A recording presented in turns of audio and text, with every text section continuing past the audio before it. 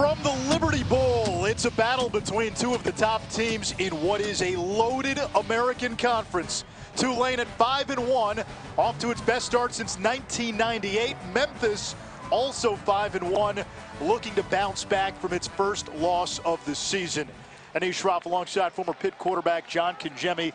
In the brief history of the American, this year, the league as good as it's ever been. It's loaded, and you look at the top, SMU doing what they do best, throwing the football, and they look like they're going to stay undefeated after today's game. Yeah, SMU right now rolling Temple as we speak, and that West Division, Memphis and Tulane, both of them can take care of business.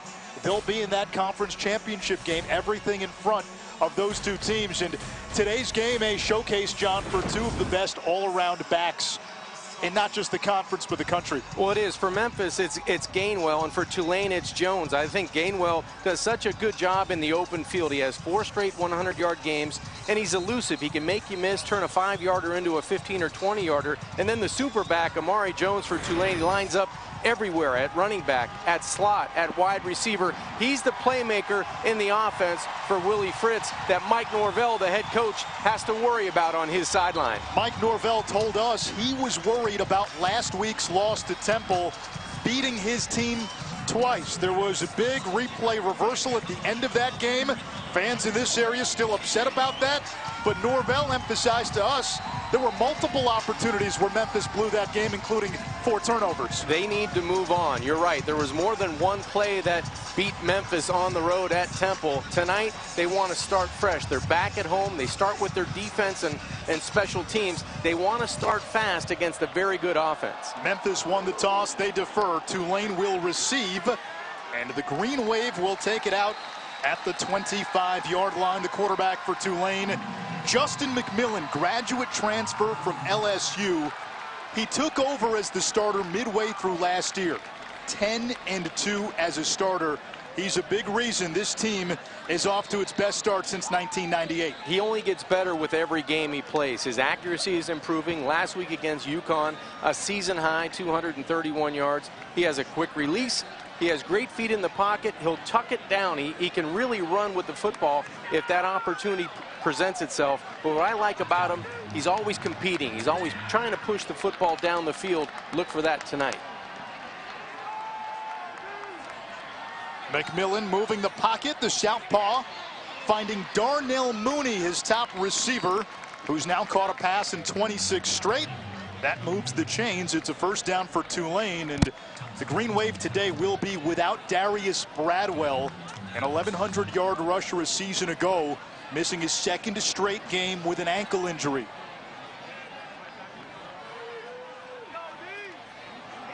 So it's Corey Dauphine.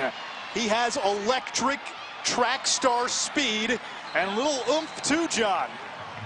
Nice finish on his own sideline to move the chains. You talked about that change of gear. I think he runs as fast as he needs to run to get away from Memphis defenders, especially tonight. He'll have to be elusive because this defense can really run. He averaged 11 yards per carry entering play. McMillan on the keeper, breaks a tackle. Lots of running room. McMillan inside the 30. Back toward the sideline. First and goal, Tulane. A gain of 41. And his running ability is the wild card element in this offense. It's the difference between the offenses you'll see tonight. McMillan can really run on the perimeter. He looks like a running back or a wide receiver in the open field. He can make you miss or he can run past you. That's the quality that he possesses from the quarterback position. And now, Anish, inside the red zone, he's even a bigger threat to run the football. That was the longest run of his career. Empty set, Dauphine split wide. McMillan looking to run and devoured by Bryce Huff.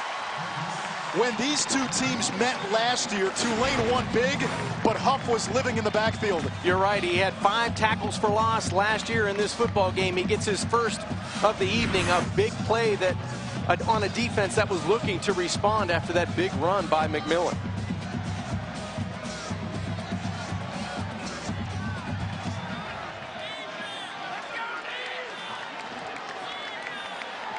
We welcome those viewers that just saw SMU remain unbeaten Opening drive for Tulane, 2nd and goal. Justin McMillan to the air. Threw it behind his receiver, Amari Jones, who hangs on. Only a gain of 2, and it brings up 3rd and goal. Andre Thomas coming from that secondary for the Tigers. He didn't miss. Ball on the back shoulder, maybe the back hip. And now the quarterback, Justin McMillan, who just had an electrifying run to get the Green Wave offense inside the red zone, has to come up big on 3rd down.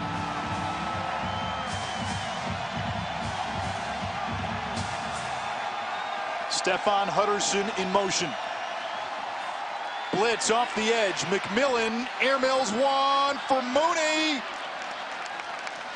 And he was out of bounds. It'll bring up 4th down. Merrick Glover, the newly minted scholarship kicker, will try a field goal. He was awarded a scholarship after last week's win against UConn. And Anish, remember last week against Temple on the road, this Memphis defense battled back from turnovers and forced field goals in the beginning of the game to keep their team in the game in the first half. A 31-yarder for Glover. Only 4 field goal attempts this season. And the kick is good. Merrick Glover, a former walk-on, now a scholarship kicker for Tulane. This guy has done a hell of a job. All right, he's done a hell of a job in a couple of different things that we've been asking him to do this year. All right, and I feel like he's one of the top goddamn kickers in the country. We're going to award him a scholarship.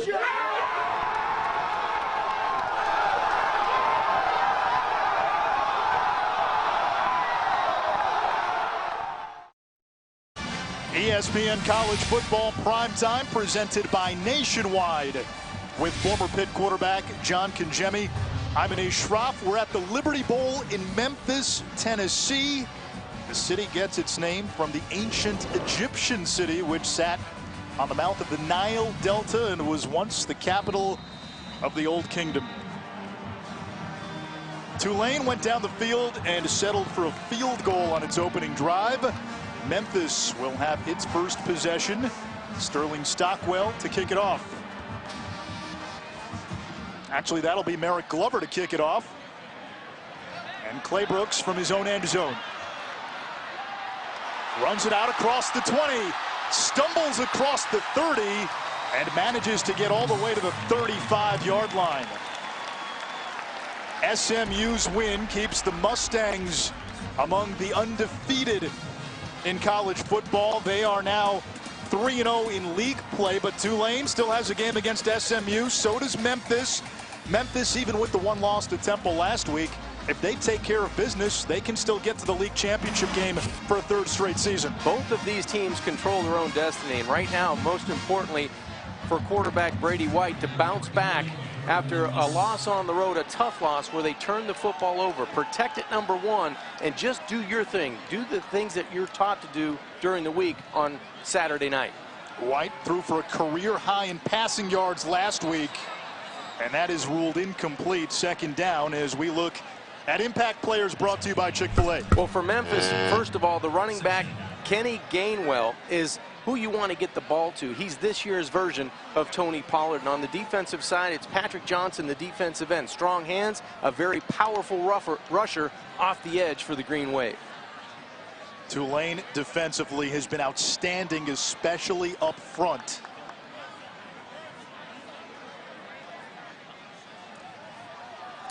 White is going to go downfield for Coxie. That's his top target, DeMonte Coxie, and it's 3rd down. And it's interesting. I had Memphis a week ago, and the Temple coaches said, if Memphis is going to beat us, it's got to be Brady White downfield with his arm. Tulane parroted that same sentiment. Yes, they did, and right away he had a chance to take advantage. It looked like Coxie had about a step and a half down the field on that go route. Those are the plays you need to take advantage of, especially trying to answer a score with a score of your own. Tulane crowding the box here on 3rd down. White again downfield, and it's incomplete, intended for Kadarian Jones, but there is a flag back at the 28.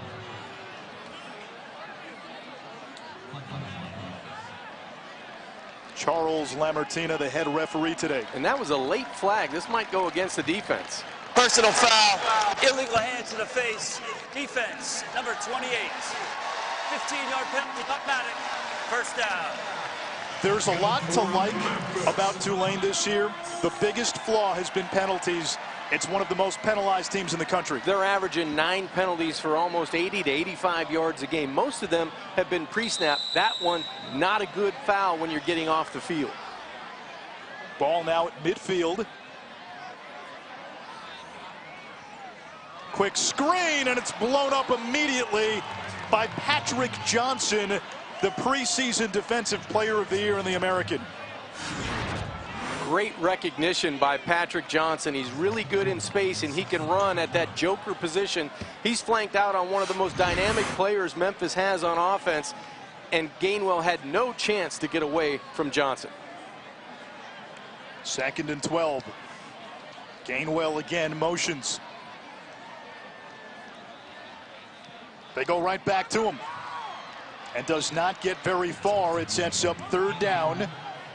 Memphis on 3rd down this season has been pretty good. Close to 44% in conversion are the Tigers on offense, and they're going to have to rely on that quick passing game. You can see the team speed of Tulane. They run sideline to sideline, and that front 7 really good.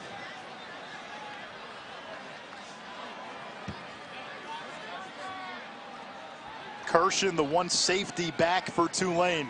There's the pressure. White able to get rid of it, completes. Antonio Gibson gobbled up after a gain of just 2, and now with the ball inside the 45, a decision early for Mike Norvell. I think this offense is going to stay on the field. If you're going to win tonight, if you're Memphis on offense, you must defeat man coverage. You're going to get it on 3rd down. You may get it again here on 4th down. They will go for it. White on the slant, connects. And a first down by DeMonte Coxie, who now has a catch in 26 straight games. And that's important for quarterback Brady White to find Coxie early, get that short passing game, get it involved, because look for slants and goes, look for wheel routes against the pressure and man coverage Tulane likes to imply. Kylan Watkins checks in at running back.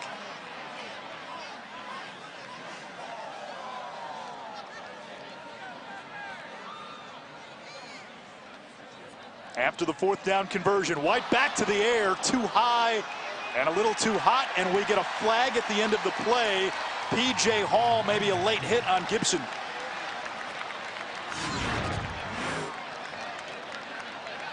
Hall looked like he was playing the defender. This ball was well behind and high of the receiver. Probably no need for the contact, but he was just trying to make the play. He doesn't know that ball is going to be high and behind the receiver. Unnecessary roughness on the play. It is. I like that. I agree with that call. You know, he's trying to play through the play. He has no idea the ball is going to be off target. He's trying to time up that hit in the secondary. So it goes as an incompletion, 2nd down. White 4 of 7 on this first drive for Memphis.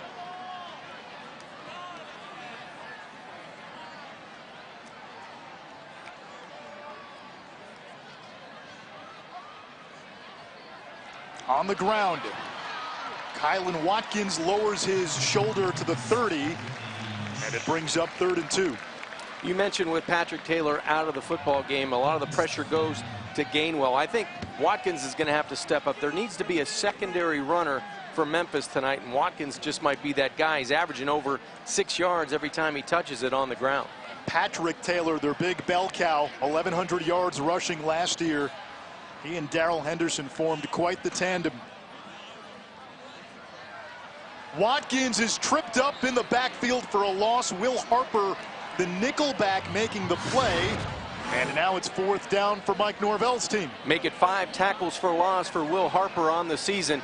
He just wants it more than the edge blocker. Magnifico, the tight end, the very good tight end for Memphis, misses the block to the wide side of the field, and that allowed Harper to get in the backfield. Now Memphis has a terrific kicker in Riley Patterson, but they line up to go for it. They've already converted once on 4th down on this drive.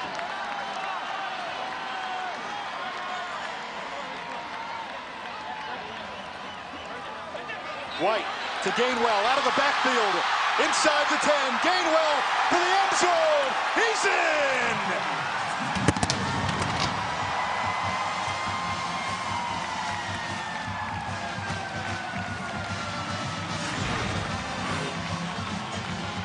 Man coverage, beaters, you get wheel routes, you get slants and goes, you get picks, you get rubs. That time it was a perfect play call. Keys, the cornerback for Tulane, never came off, never saw the back coming out of the backfield, and that's an easy pitch and catch for Brady White. A pair of fourth down conversions for Memphis on its opening drive. PAT by Patterson is good. How would Memphis respond coming off a gut-wrenching loss in Philly last week? They give up an early field goal. Gainwell gets the Tigers on the board.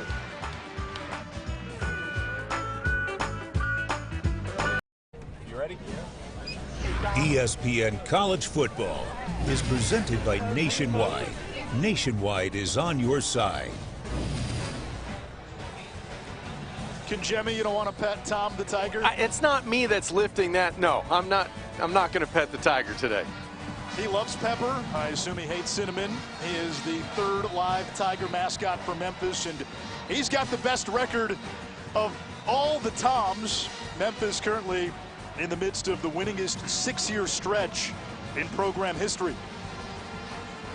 And a nice response coming down after the field goal by Tulane. Fourth down conversions, big plays, getting the ball spread out to different playmakers. That's what they need to do on offense, and it's a good response, shaking off last week's loss, coming right back after an explosive offense, and Tulane puts up a field goal. You answer with a touchdown. Amari Jones, Stephon Hutterson deep.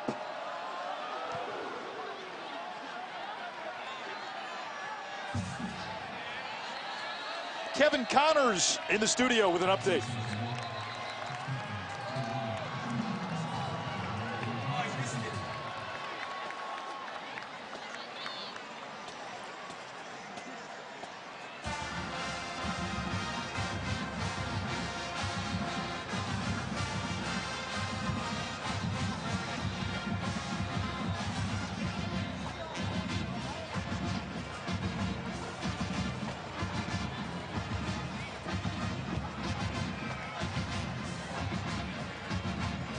Oh, Illinois beat Wisconsin earlier today. We're Georgia Tech close to November, right? Yeah.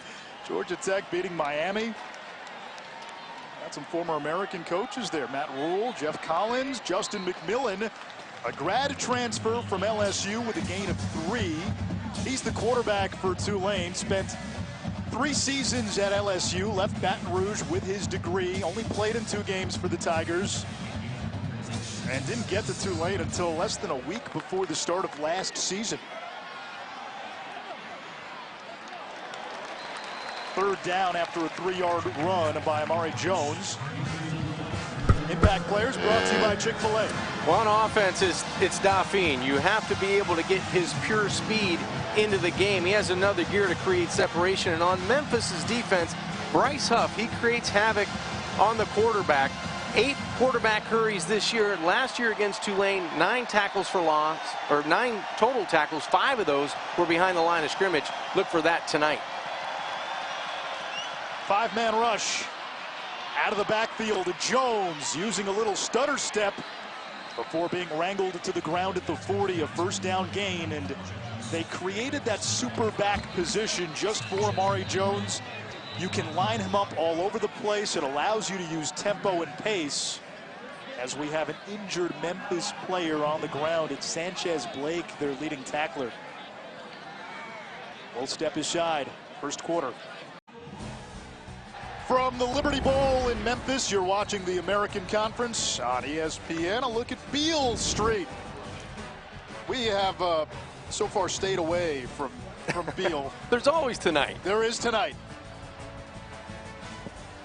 Sanchez Blake, the injured player from Memphis, walked off the field.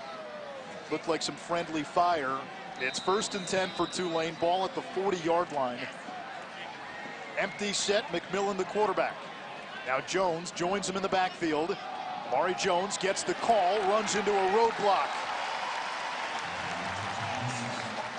Everett Cunningham, the first to meet him. Yesterday when we met with the Memphis staff, not only head coach Mike Norvell, but defensive coordinator Adam Fuller talked about owning the line of scrimmage. They have to be able to lock down the line of scrimmage with that front seven. So far, they haven't done that, but on that particular play on first down, they were able to cause a stalemate to force 2nd and 10. Watch the formation shifts.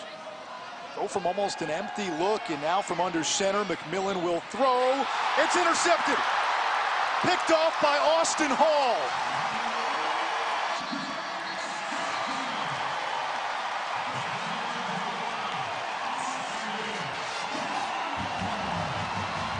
What a catch. Austin Hall made it look easy. Like a gazelle in that defensive backfield. Watch the one hand go up. That's a top 10 catch, let alone an interception. Tough to move those hips as a quarterback going to his right. Got to flip around as a left-handed quarterback. Just did not get that touch over the defender, over that left hand of Hall. What a great field position he's able to present to his offense. 91st takeaway since the start of the 16 season. That's 4th most in FBS. John, you're watching the maturity of this Memphis team, too. The way they lost last week, they have responded early in this game. White looking to set up the screen. He's got Gainwell. He buttons his way out of trouble, does it again, and then brought down for a loss. Chase Kirshen, the free safety, a junior from Knoxville with the TFL.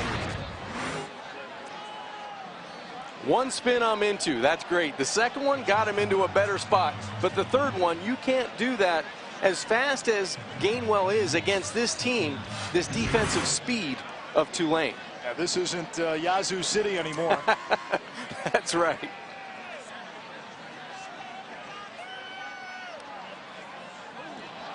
Tulane showing blitz. Here it comes. White, clean pocket. Downfield, it's caught.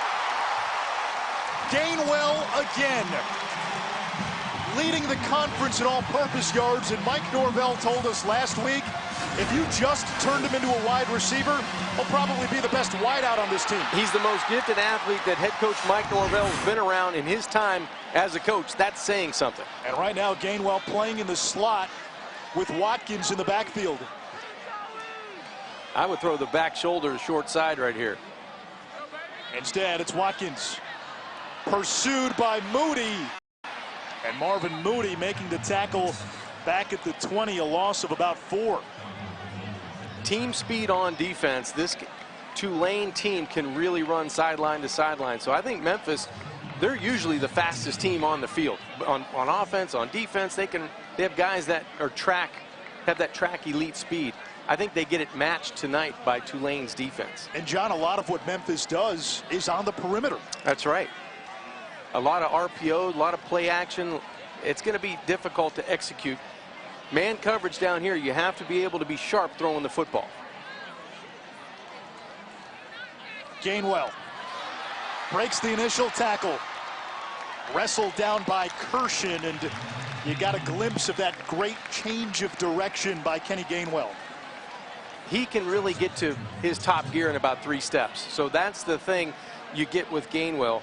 And he takes some pressure off of the passing game. Normally you'd like to throw it there on 2nd and long, but you can afford to hand him the football because usually he's going to fall forward. He's not a big guy, but he's got that elite quickness and vision to fall forward.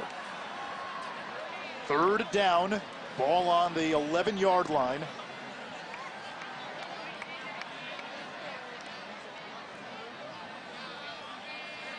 Four-man rush. White looking for 6. It's caught by Calvin Austin for a touchdown.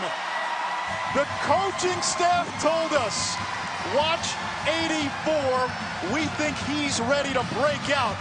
Presence felt early. Well, he just broke out for 6, and that was the speed on a corner route. He ran away from coverage. This is easy for White. He sits back and goes, man, I got to get rid of this or I'm going to run out of real estate. Nice concentration, good catch, perfect ball location. And for a guy that came into the game with 1 catch for 40 yards, he's got 2 now, 1 for a touchdown. Preston Brady will throw, going for the 2-point conversion. It's incomplete, intended for Cameron Wilson. Memphis will try to sneak up on you with that from time to time, but hang on. A flag, 2 of them in fact. Illegal formation. More than 4 players in the backfield on the offense. That penalty is declined. The PAT is no good.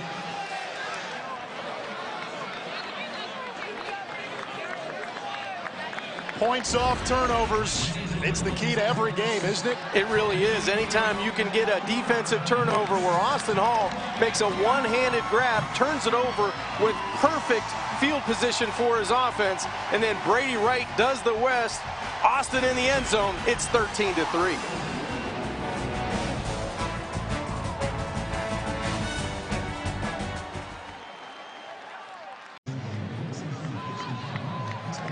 Calvin Austin, an all-conference track star with a touchdown grab for Memphis. The 2-point conversion attempt, no good. And the Tigers lead Tulane 13-3. Tulane beat Memphis in New Orleans last year. The Green Wave last won at the Liberty Bowl back in 1998. In fact, they won there twice that season. They beat Memphis in the regular season and then capped a perfect season with a win against BYU in the Liberty Bowl. Well, I think this is going to be a back-and-forth contest, and I'm sure Tulane's going to have an answer offensively. Green Wave will take it out at the 25. Taco Bell is celebrating student sections and passionate fans like these by awarding the Live Mas Student Section of the Year. The Memphis Tigers student section already on the national watch list. Go to ESPN.com/Taco Bell to see how your school can compete or get the committee's attention by using hashtag Live Mas Student Section Contest.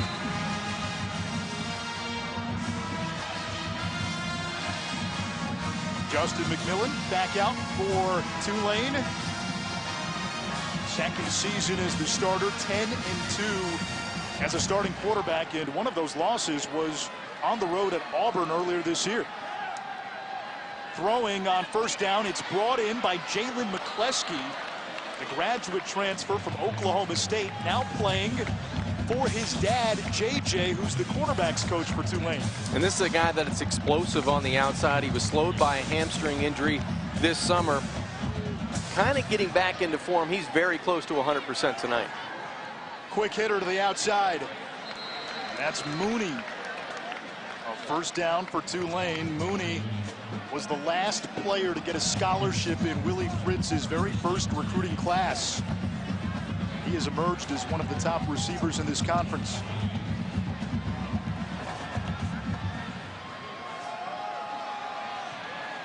Nice run on first down by Hutterson, junior out of Mississippi, a gain of 6. An offensive coordinator, Will Hall, will shuttle guys in tandem. We've seen a lot of Dauphine and Amari Jones, but Hutterson will get touches. Carroll might get some touches. You'll see a lot of different people with a lot of different formations from Will Hall, their coordinator. Jones in motion, 2-back look. On the zone read, Jones broke the initial tackle, sprinting across the middle. Flag down. This may come back.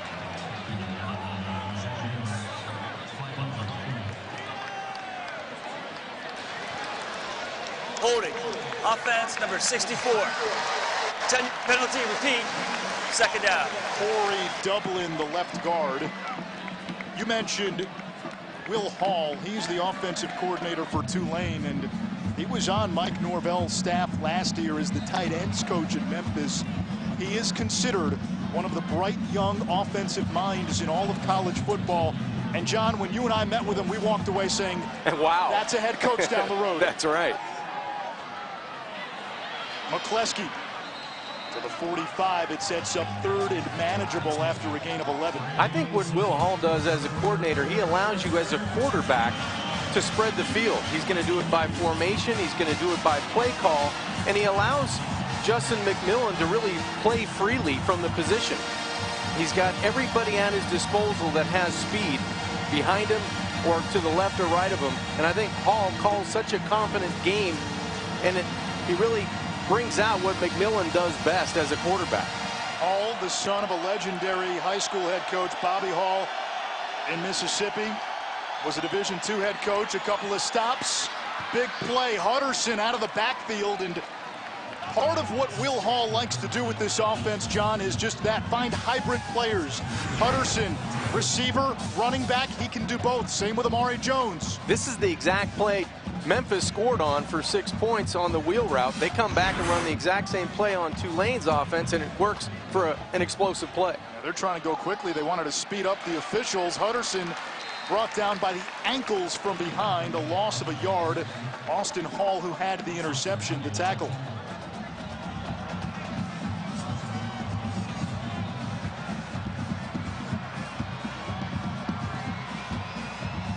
Again, going quickly. Jatavian Tolles cuts it back toward the middle. Euclid would have been proud of that angle. Now it starts to get heated around the 20-yard line, a gain of 15. That was an impressive run after catch by Tolles.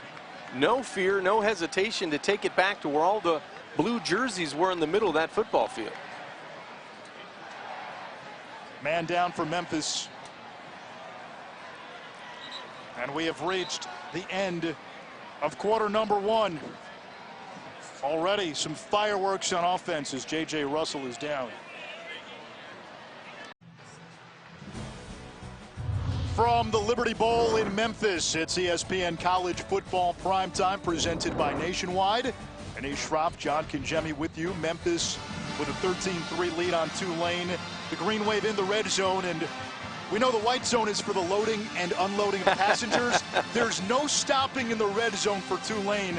Look at those offensive efficiency numbers once they get to the 20. And the 18 touchdowns, most impressive. Now on the flip side, Memphis does a really good job. Last week they hold Temple 3 times to field goals. Tonight already they've held the Green Wave offense to a field goal, but this is an offense that's been very explosive tonight. 7 plays of 10 yards or more, and they're averaging 8.5 yards on first down.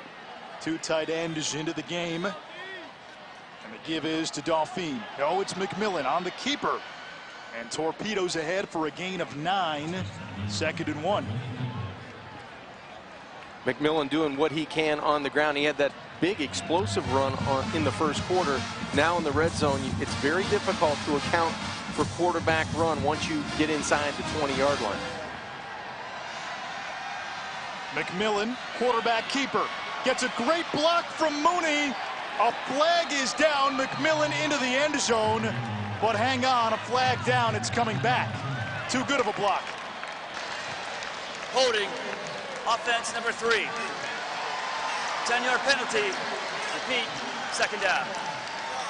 And Anish, I'm not so sure he even needed to hold on that play. A screen of his body might have got McMillan into the end zone. This is going to be a walk-in touchdown. Just shield. But when you see the defensive back moving, you need to move your feet with him, not your arms and hands. The hands get out extended from the body, and that's an easy call for the official. Hey, you're right. If Mooney just holds on to the block. Screen. Yeah.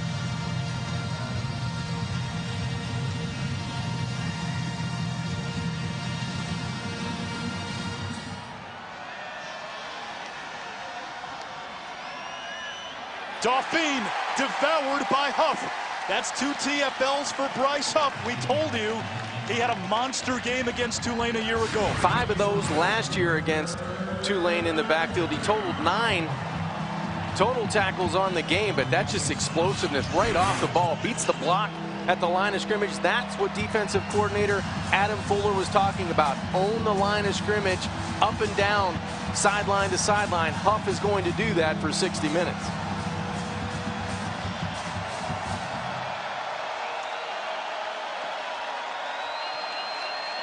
McMillan rolling out, finds Mooney.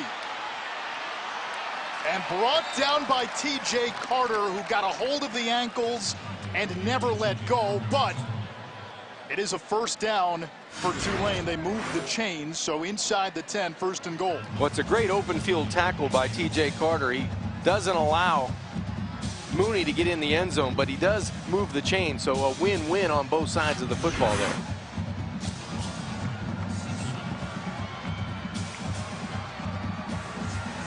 Hutterson into the game. Quarterback run game becomes a bigger factor now inside of the 10. McMillan gets a great block from Hutterson, and McMillan scores. Hutterson's in there a lot for pass protection, that time as a run blocker. You called it perfectly, partner. A terrific block by Hutterson. He leads the way for McMillan. That's 7 touchdowns on the ground on the season for Justin McMillan, and what an answer by this Tulane offense. They come right down and score a touchdown behind the throwing and running of Justin McMillan.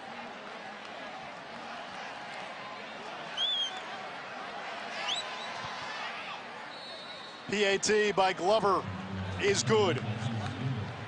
We're trading haymakers in Memphis. Beale Street bombs Tulane and Memphis. A 3-point game early.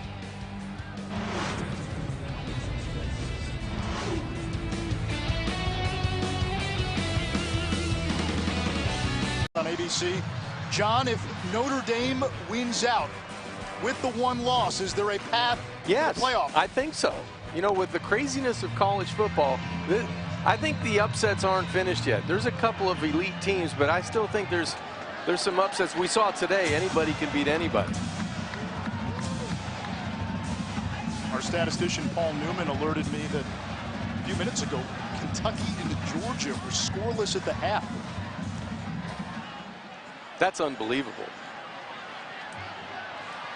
Claybrooks, second game back after missing the first 4 with an injury, and a huge return into plus territory, and he goes tumbling into the Tulane sideline. And it looks like somebody's down on that far sideline for Tulane.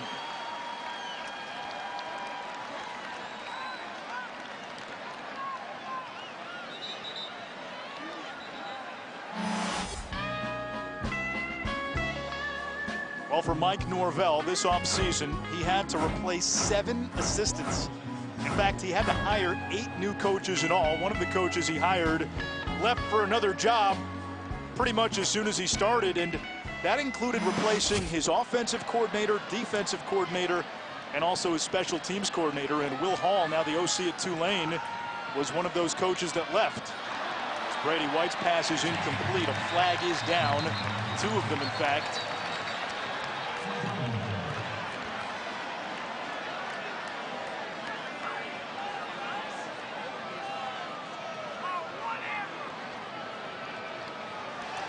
It's like a lineman downfield. Ineligible player downfield. Offense number 53. 5-yard penalty. Repeat. First down. Dustin Woodard, the center, a first-team all-conference guard a season ago, and he is the calming voice on that O-line, the anchor of that unit. And you know what? Credit the coverage. That's a coverage sack by Tulane. That forced the offensive line to release on that run-pass option. They plastered for 15 yards down the field in over 5 seconds there.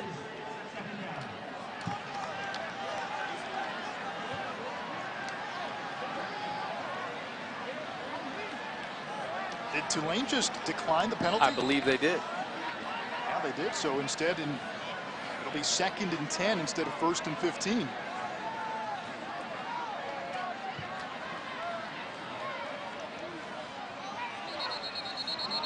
Another flag pre-snap. False start. Offense number 79. 5-yard penalty. First down. Right tackle Scotty Dill this time. You don't want this to get contagious up front, because it seems like the rhythm and the field position, most importantly for Memphis, has been there tonight. This drive started at the Tulane 49 after a big kick return by Chris Claybrooks. 2nd and long.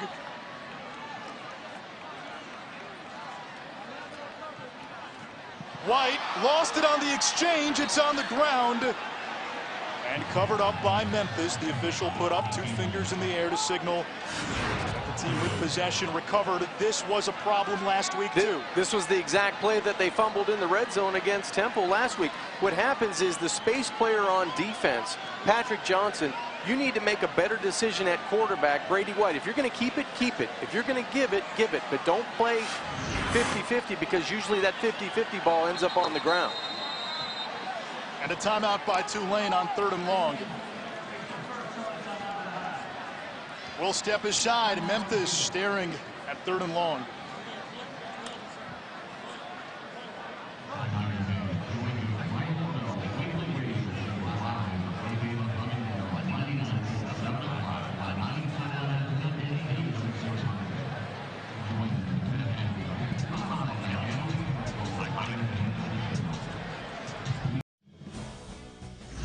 ESPN College Football, brought to you by Coca-Cola. Share a Coke this football season with your friends, family, and fans.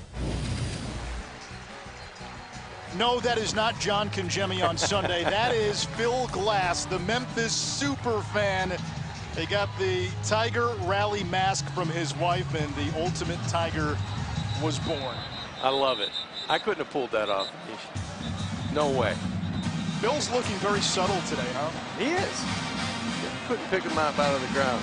Merrick Glover recently put on scholarship a week ago. Got a little banged up at the end of the kickoff by Clay Brooks. He was the player that was down on the Tulane sideline. So while we were away, Sterling Stockwell was warming up on the Tulane sideline. He's the backup kicker.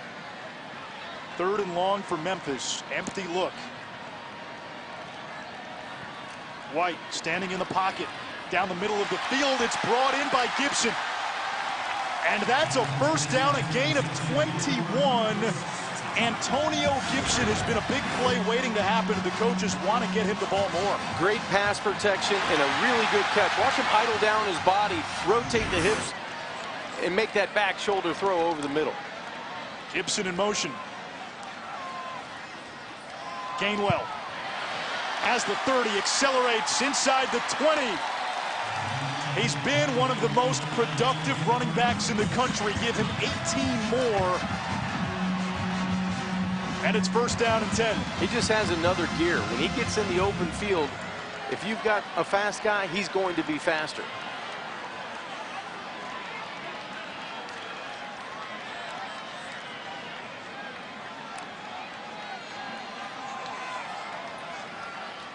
Gainwell once more. Drags the tackler forward. It was Patrick Johnson, a gain of 2. Kenneth Gainwell, a redshirt freshman. And the reason he was redshirted last year was because of the running back depth. You had a healthy Patrick Taylor. Darrell Henderson almost ran for 2,000 yards. And Tony Pollard was there as well. And Gainwell's job was to shadow Pollard, who was really the do-everything back. Kick returner, receiver, running back, now playing on Sundays. White will throw. He's got Gibson flagged down. Gibson into the end zone. I think they're going to call offensive pass interference here on Coxie. Looked like a rub if you're on offense, a pick on defense inside the 10-yard line. This one may be coming back.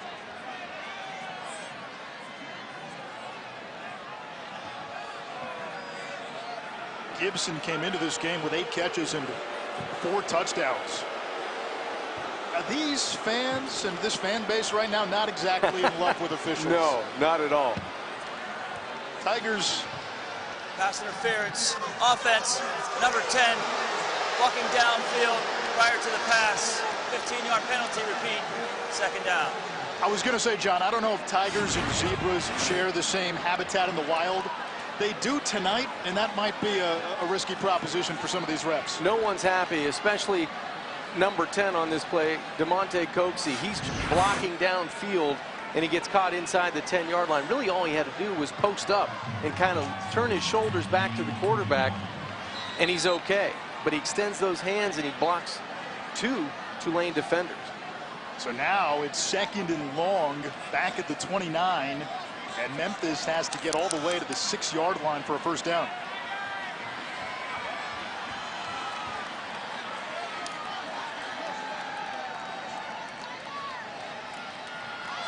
Speed option. There's the pitch. And not much. Kirshen right there. But a little second effort that time.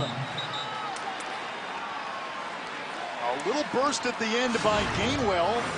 And a short gain turns into a pickup of 6. It's 3rd down. Now, Gainwell's only 5'11", 190 pounds, but watch the 2nd and 3rd effort and the strength. There's 3 defenders there on the boundary. And he keeps going for another 4 or 5 yards. Wide downfield, wants Magnifico. He brings it in. It's a catch. They may look at this. Out of bounds at the 1-yard line. And with that catch, Magnifico becomes just the second tight end in school history with 1,000 yards receiving.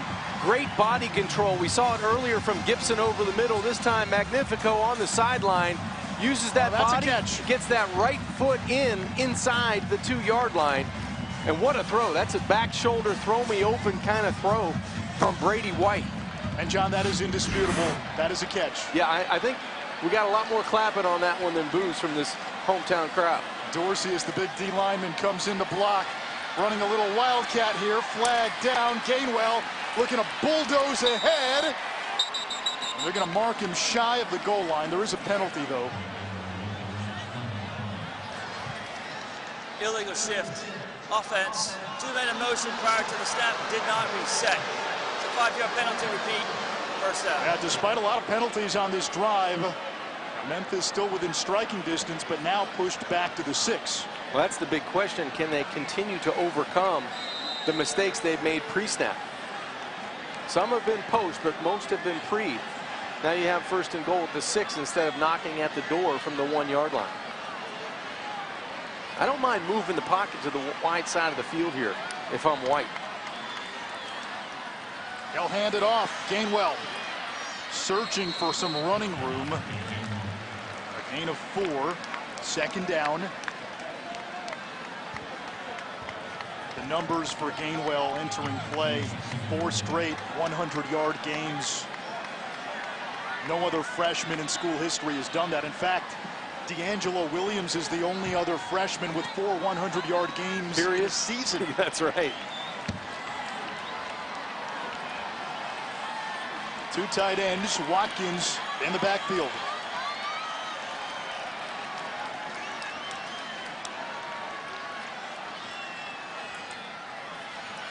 There's the pitch, and a touchdown by Magnifico. Misdirection and a shovel pass, beautifully designed and executed. That is a great call by head coach Mike Norvell. Memphis was able to overcome penalties, get out of their own way, and just the shovel pass, perfect execution. Everybody gets a hat on, a hat up front, and Magnifico waltzes into the end zone for 6.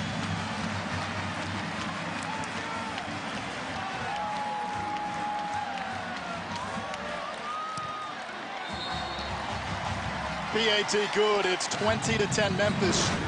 A week ago, Joey Magnifico appeared at first to have made a big 4th down catch late against Temple.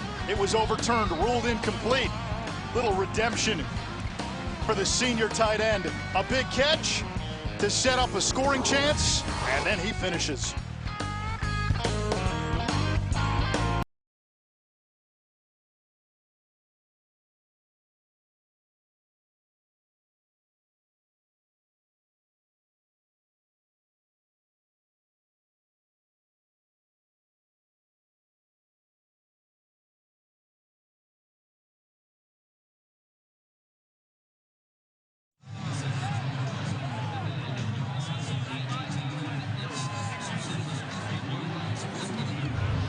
Mike Norvell was very measured and diplomatic with his words this week after Memphis lost to Tulane last week. He didn't harp too much on the call at the end of the game. He told us Sunday was about reflection. Then you've got to focus on Tulane, and this has been a focused Tigers team that's come out of the gates. They've been resilient. They've showed grit on both offense and defense, and I think the quarterback, Brady White, coming back home to Memphis and playing in front of his home crowd, he's really moved this offense with efficiency through a quarter and a half of football. 3 drives and 3 touchdowns for Memphis as Jones takes it to the 21. We check in with Kevin.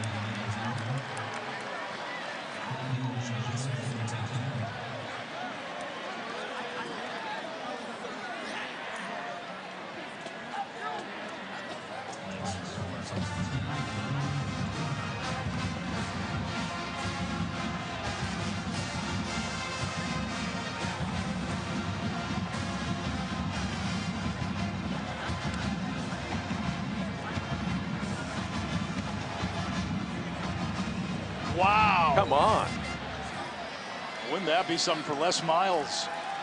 There is Corey Dauphine. And a gain of 3 for the electric rusher, who came in averaging 11 yards per carry, but he is down. And the one knock on Dauphine has been durability. Well, he's holding that right wrist, and with Darius Bradwell already out of the game, didn't even dress, Dauphine needs to stay in this football game. The expression on Willie Fritz's face says it all. Dauphine has been so good this season, especially last week with Bradwell out.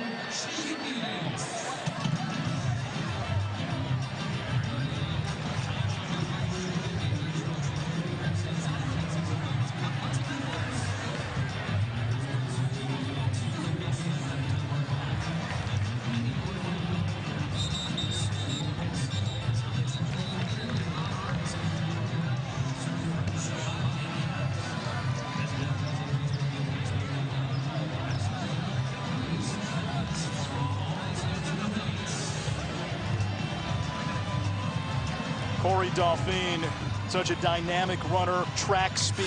He's on the Tulane track team. Got hurt on that last play. They're looking at his hand over on the Green Wave sideline, and now Tulane down. It's top 2 backs. Bradwell missing his 2nd straight game with an ankle injury. McMillan will throw and now runs and slides for a first down. He's been a big threat with his feet. 75 rushing yards in this first half. Had the explosive run in the first quarter. Now he moves the chains here with an instinctive run. That ball was going to go out the flat. He saw 3 blue jerseys go outside the hash, and he decided to tuck it and run. Big gain by Hutterson. An update from Kevin.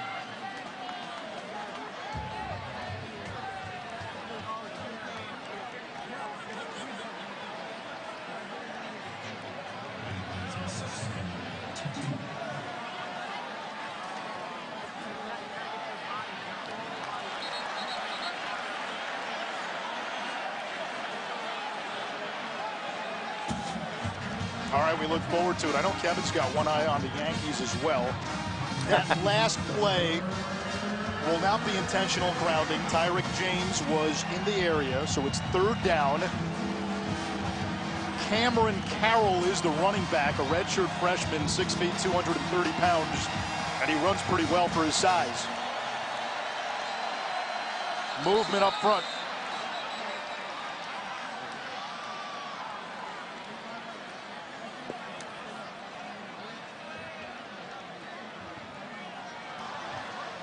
Offside, defense number 45. That 5-yard penalty results in a first down.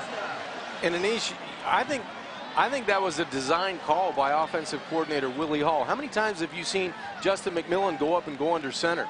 They were intentionally using snap count on a short down and distance to maybe get that easy first down. Now you take a peek You get the easy first down. How about taking a shot downfield to one of your speedsters? Neither team has punted tonight. Tulane's 3 drives have gone field goal, interception, touchdown. Memphis 3 touchdowns on 3 drives. McMillan on the move. Slides down at the 50. They'll mark him, though, just shy of midfield. A gain of 2, 2nd and 8. And with Dauphine out, more of the running game pressure falls on the shoulders of the LSU transfer, Justin McMillan. And you might want to lean on Amari Jones, that do everything, the super back for Tulane. He's been quiet today. There he is in motion. And Bryce Huff, oh no, it's going the other way. And McMillan is taken down at midfield. Huff was all over Jones, who was the decoy. McMillan stopped at midfield. It's 3rd down. Anish, you weren't the only one looking in the backfield. I was looking there too. I saw 11, and that's a great job of pulling the football by Justin McMillan. It took a pretty good shot from the secondary. Now you've got 3rd and medium, and the crowd's starting to get into it.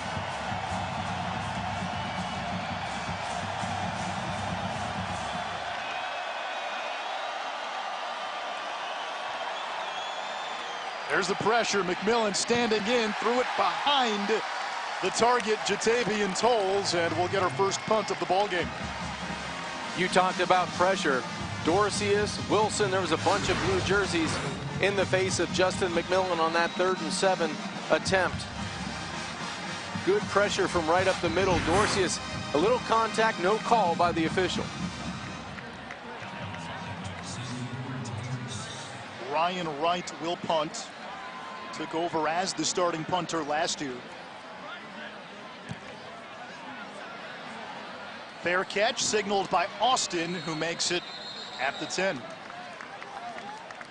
Memphis has scored a touchdown on all 3 of its drives, and it's been an impressive comeback game for the quarterback as well. He's done a nice job of just moving the football. On 3rd down, he's found big plays. Here he finds Gainwell for the touchdown on the wheel route versus man coverage.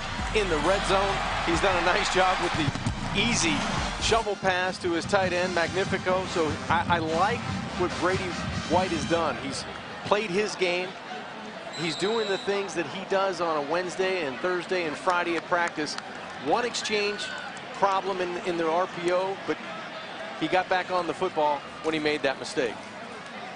White will hand it off to Gainwell, who's to the 15, a gain of 5. Brady White entered this game as the top-rated passer in the American.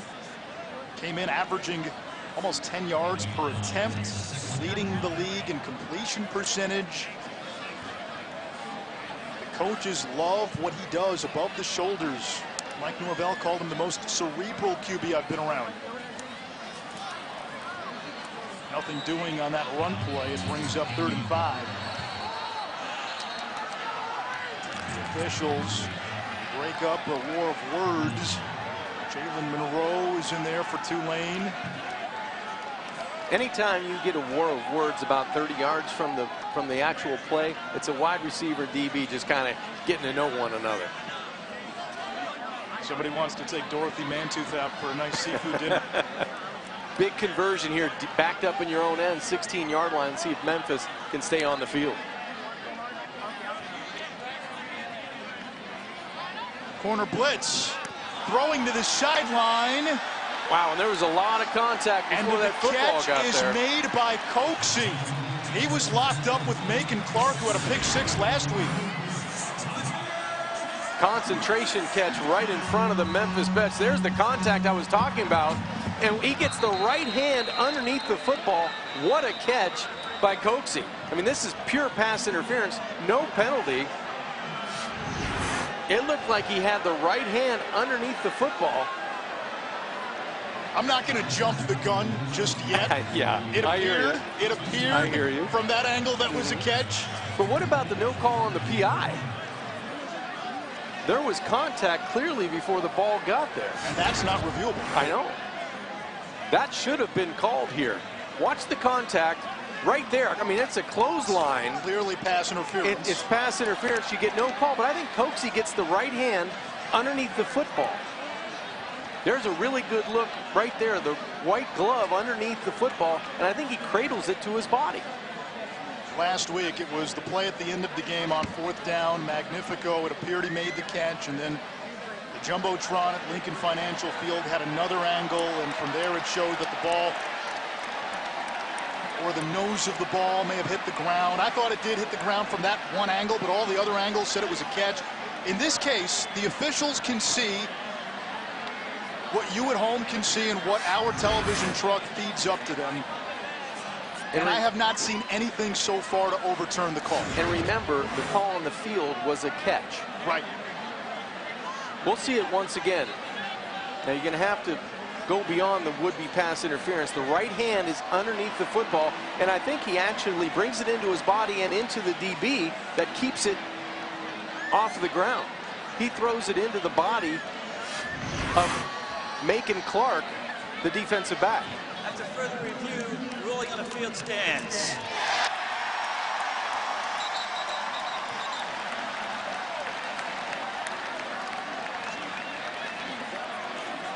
That must have felt good for the Memphis fans, right?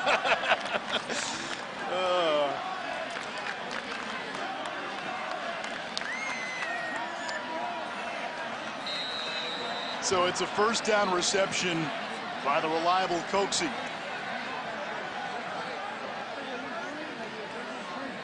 White 12 out of 16.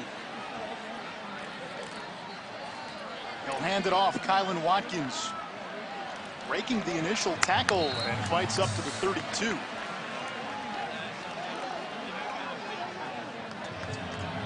Whenever Patrick Taylor is healthy enough to rejoin this Memphis offense, boy, that is just another element, because as good as Gainwell and Watkins are and can be, that smash mouth element that Taylor brings to the table, he's just different.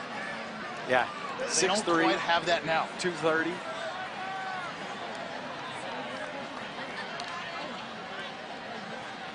On 2nd down, White to the air. And another 1st down catch. It's Coxie again. Well, I really like the timing of the pass offense on the outside as we take a look at Patrick Taylor on the sideline. I'm sure he wants to get out there because in his career, 2 rushing touchdowns, 2 through the air. He's only played in 1 game this season, the opener. Ran for 128 yards against Ole Miss.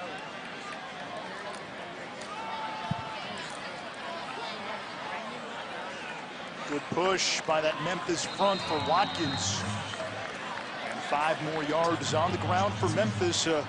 Tiger offense, John, that will try to find any and every excuse to run the ball. And with 3:32 and counting as we get closer to halftime and Memphis with a 10-point lead, they're okay with kind of going down, not traditionally the way they like to do it, with explosive plays and being able to get a score before halftime, because they're going to get the opening kickoff back in the 3rd quarter. They want to be able to take some time off the clock, get points, keep that Tulane offense on the sidelines. Little misdirection. Gainwell plunges forward for a 1st down. Wow. He does not give up. We've seen it 3 or 4 times tonight, whether it's Gainwell or Watkins. These guys will not go down with first contact. Yards after first contact have been really key for both of these guys in moving the chains on the ground. 50 yards rushing, 66 receiving for Gainwell. Last week he was oh so close to having the first 100-100 game in college football. White tried to shovel it ahead to Watkins. It's incomplete.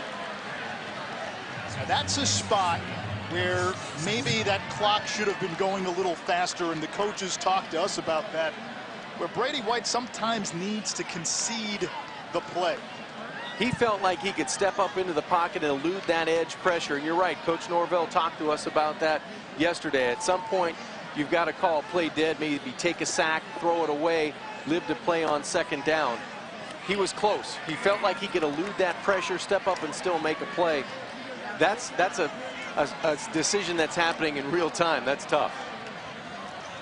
Here's the blitz. That's Gibson. And it's 3rd down. Brady White began his career at Arizona State, recruited by Mike Norvell out of high school. Big-time high school quarterback, in fact. He was rated higher than Drew Lock, Jake Browning, Joe Burrow, and Sam Darnold coming out of high school. Darnold starting on Monday Night Football this week. I was just going to say, some of those guys are playing big-time games this week. This is going to be down. Man coverage, maybe man free. Again, the blitz. White sends it downfield. It's caught for a touchdown. Calvin Austin, the track star, burning the defense for a second time.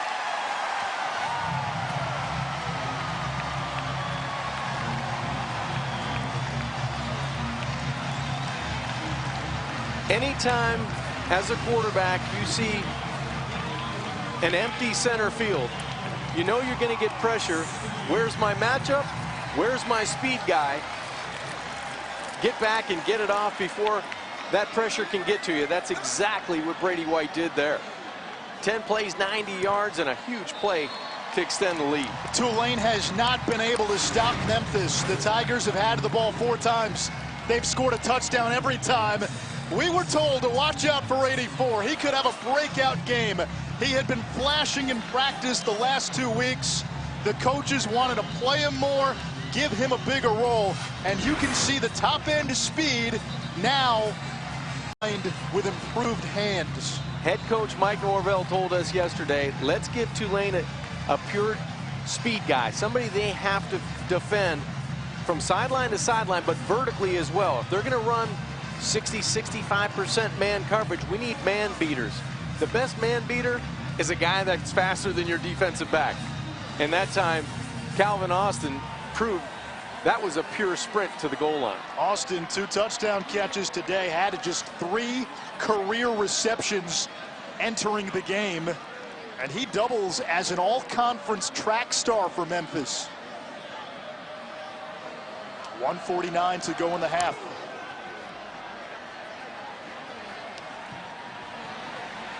Jones will run this out. Took a big hit as he crosses the 20. Well, we told you about Sam Darnold. We'll see him on Monday. We get you ready for the big game Sunday. Peyton Manning gets a lesson in showboating from primetime on Sunday NFL Countdown. Jalen Ramsey will speak his mind on what went wrong in Jacksonville, now a member of the LA Rams. As a Jet fan, we had to live with Marino before that, too. McMillan will throw, intercepted, late to the sideline. It's picked off by Memphis. Thomas Pickens, and the Tigers have a chance to tack on more.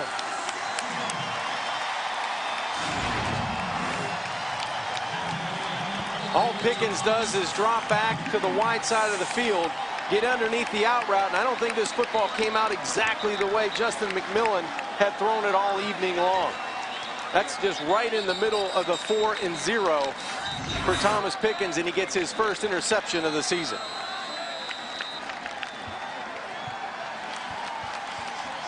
And John, you talk about a pendulum shift here. Memphis just scored. They get it back. They get the ball to start the 3rd quarter. They got a chance to put this game away right here.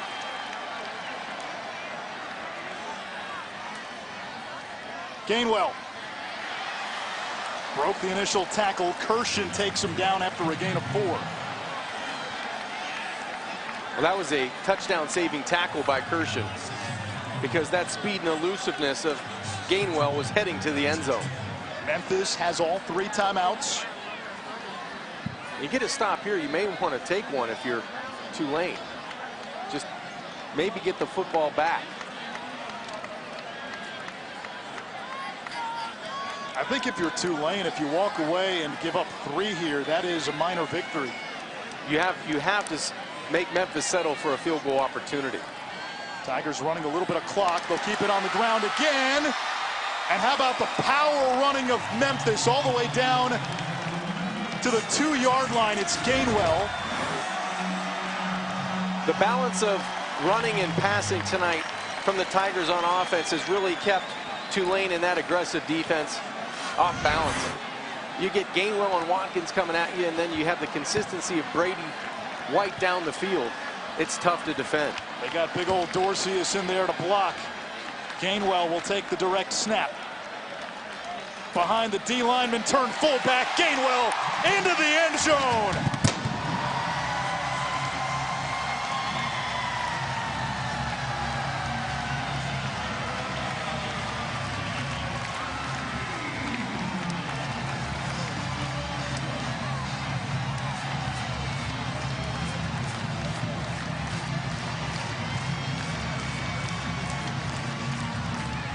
Anish, that's just an offense taking advantage of what the defense presents there with that turnover. Only 3 plays, 21 yards, a minute 16 off the clock, and Memphis with the knockout punch before halftime. A flag at the end of the made PAT. Holding offense number 77. 10-yard penalty. Retry the PAT.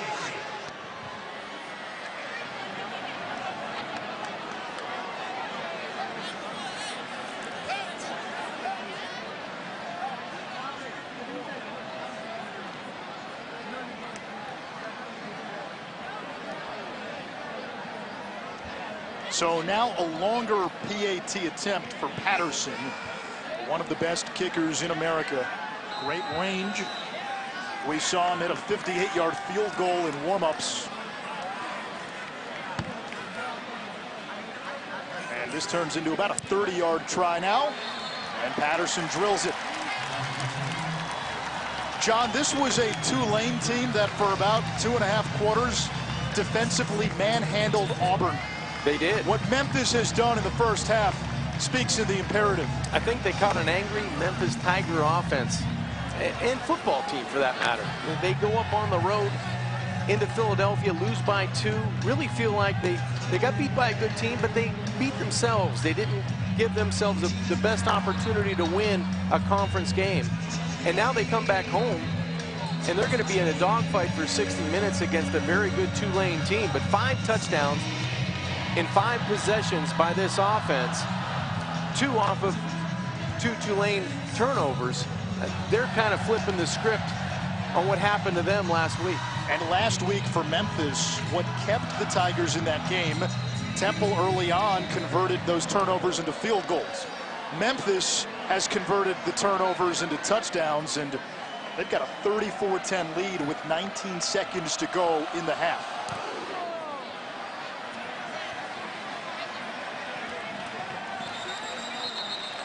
This season, for every field goal and extra point made by participating universities, Allstate will make a contribution to the university's general scholarship fund. Thank you, Allstate. John, if Tulane lines up in a kneel-down victory formation... Don't take it for granted. Go back to that Houston game a few weeks ago. At the very end, it looked like they were playing for overtime. Now, late in the first half, similar situation. This was the play. They're just going to play for overtime. Nope. It was Amari Jones who ends up with a big gain, and then on the very next play, Jalen McCleskey catches what turns out to be the game-winning touchdown. Yeah, that was an amazing finish, and what a call by offensive coordinator Will Hall. They get a chance on the kneel down, and then the next play, it's a 6-pack for the game winner. Hutterson will run it to the 30-yard line. Clock continues to run. Memphis will receive the second half kickoff. And Tulane's going to head into the locker room down 34-10. And to complicate matters for Willie Fritz's team, without one running back, Darius Bradwell, today, and Corey Dolphine went out with an injury in the first half, didn't return. Halftime report comes your way with Kevin and the crew after this.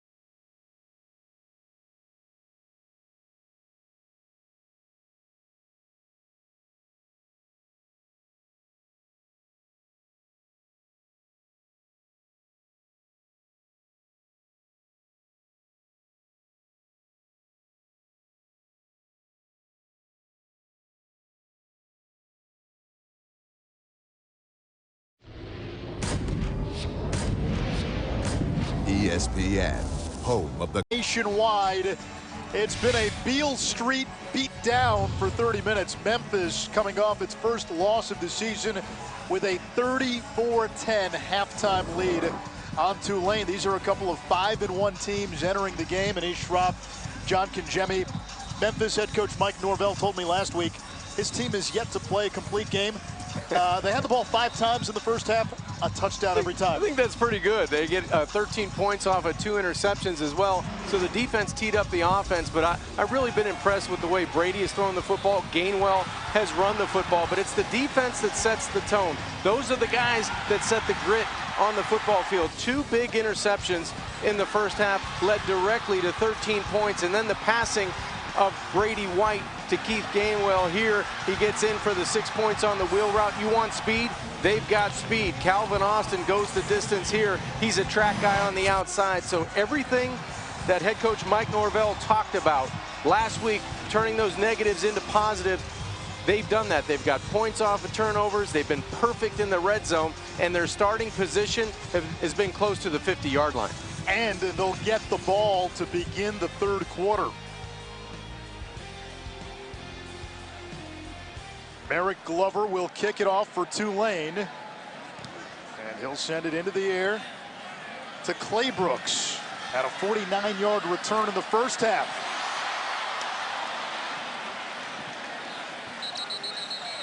Memphis will start at the 25-yard line. And John, for Brady White, the first half, a bit of a redemption song from last week. Well, last week he was plagued with some turnovers and some inconsistent play. He didn't play poorly because he had a career high in terms of yardage, but the consistency tonight, the efficiency of getting the football out on time, accurate with his throws outside the numbers, and then taking advantage of big plays down the field, he has been sensational tonight in moving this offense. 15 out of 20, 200 yards, 4 touchdown passes, 0 interceptions.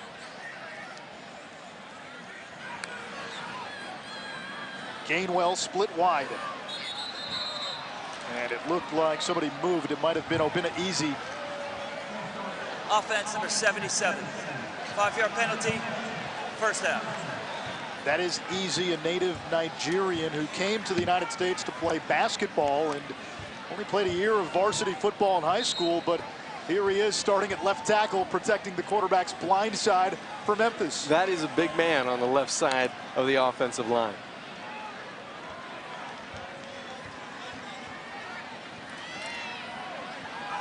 White to the air, and that's caught. Gainwell shedding tacklers, still on his feet. Gainwell down inside the 15. That's a running back, folks.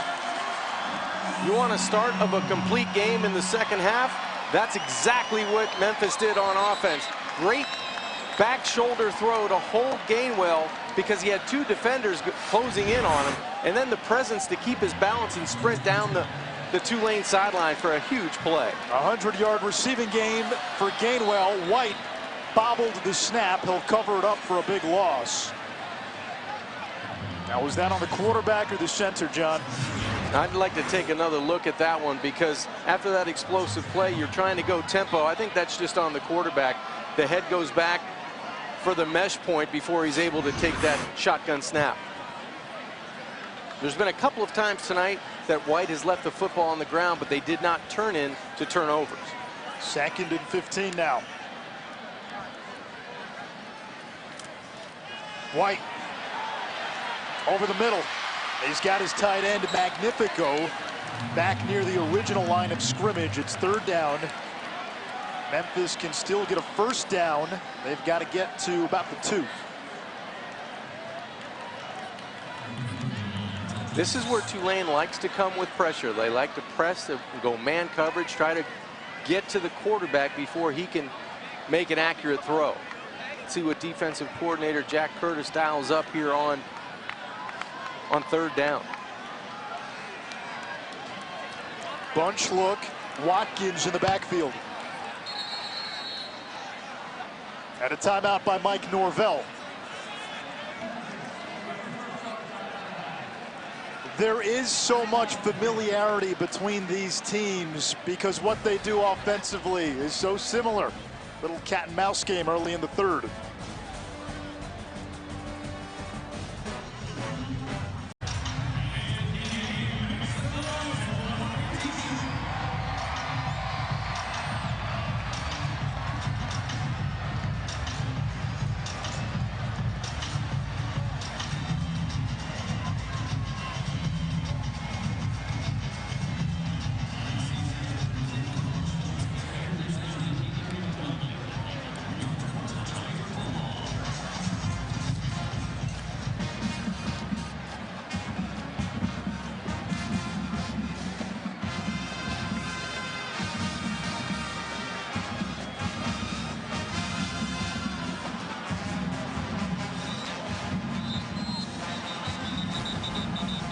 You're watching the American Conference on ESPN, and in the brief history of this league, it's never been this good. SMU's undefeated. Memphis was undefeated until a week ago. Temple, which lost today to SMU, still a tough out. Tulane off to its best start since 1998. Oh, by the way, we haven't mentioned UCF or Cincinnati. That's right. Third down after the timeout. Low snap. White recovers. Throws on the run. Incomplete. And Patterson will come on for a field goal. It's the first time today Memphis will close a drive without a touchdown. And that's a stop when you needed it for Tulane in this defense. Great coverage on 3rd and long. Brings on that field goal opportunity. Patterson this season, perfect inside of 50 for his career.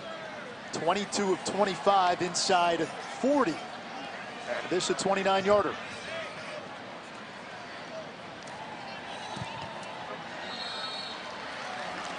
Field goal is good. Memphis has still scored on every drive. Look at the West Division. If Memphis, despite the loss, wins out, I don't like to say control your own destiny because destiny's predetermined, but in sports parlance, they control their own destiny. I'm with you. Absolutely. They came out with a determined effort. You know, they came out with grit on defense. They came out with explosive plays, and now on the other side, Tulane has to find something to match it in this first drive. It looked like the Green Wave offensively was off to a really good start with McMillan using his legs. But since that opening drive when they tacked on a field goal to start the scoring, this Memphis defense has really taken over the football game.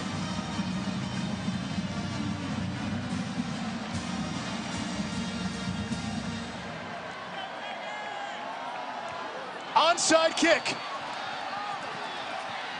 Somebody's helmet almost came off. It's recovered by Tulane. John, do you like that call with a 27-point lead? Not really, but hey, I'm not going to argue with a head coach that feels like his defense can do anything right now. They try to win on special teams with a 37-10 lead, but what they've done, they may have given the offense of the Green Wave excellent field position and let Justin McMillan say, hey, we're still out here. You know, we can score points with the best of them.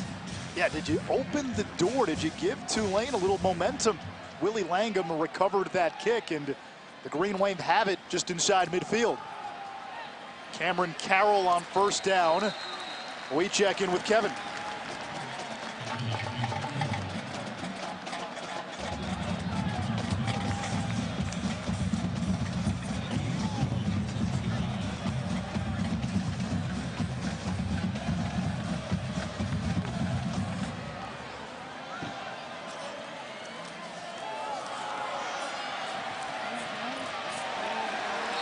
Meanwhile, Jalen McCleskey had nowhere to go. TJ Carter denied the sideline.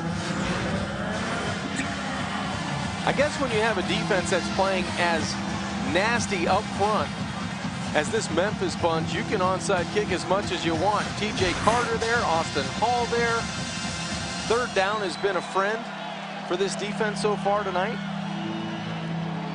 Last week, this defense, I thought, did a great job defending a short field for pretty much 3/4 of the game. Here's the blitz. McMillan's throw. Incomplete in the direction of Tolles. And a 3 and out goes Tulane, so no harm, no foul with the gamble. That might have been predetermined at halftime. If we go down and score, we're going to keep the pedal down. We're going to impose our will on this team. And, you know, it's a turning point in the season for Memphis right now. Coming off of their first loss on the road, didn't play their best. If they're going to challenge teams like SMU, they're going to have to play aggressive for 4 quarters.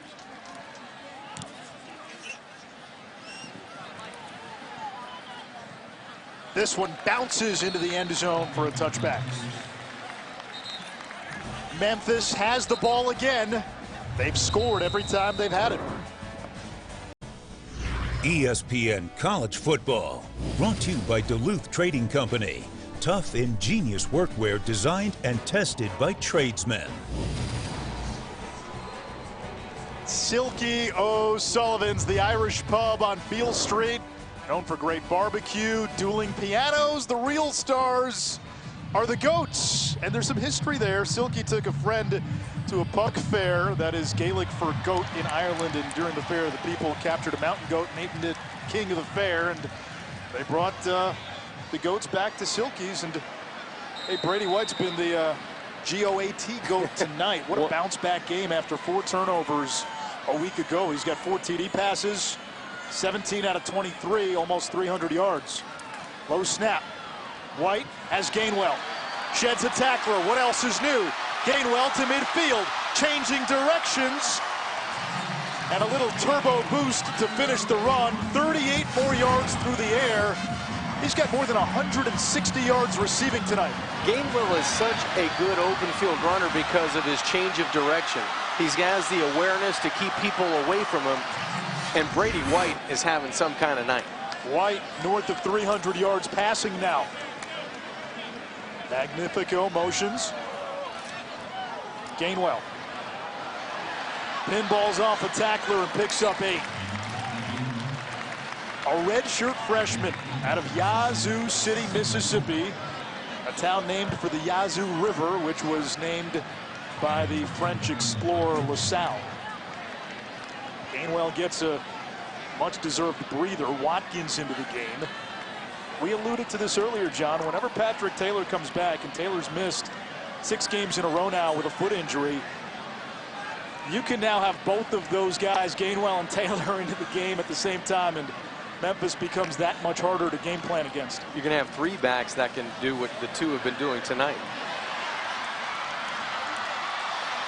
Kadarian Jones, the 5th-year senior from Dallas, with a first down. A gain of 15, and right now Memphis is an unstoppable freight train offensively. The Tigers offensively are getting everybody involved, and it seems like for Tulane, their head's on a swivel. They don't know who to attack first, because if it's not Gainwell, it's Watkins, and then it's Austin on the outside. You've got Brady White, who's really accurate with the football tonight. So it's a challenge. It's been a challenge since the middle of the first quarter for this Tulane defense.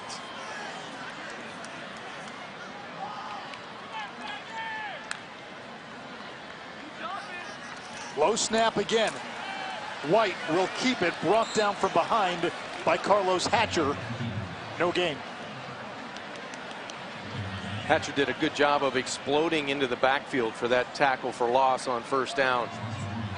The plan coming in was to allow Brady White to run the football and make plays on the ground, and that time it was good pressure in the backfield that forced the quarterback into the run. And they also wanted to see if Brady White could beat this Tulane defense downfield, and he has. Check that box. Yeah. I think last week was a wake-up call. Okay, the teams are going to game plan against me and say, I've got to beat them. He's going from game manager to game changer tonight. Watkins motions. White, eyes downfield, through his progressions, and it's broken up. Nice job by Jalen Monroe, junior out of Dallas.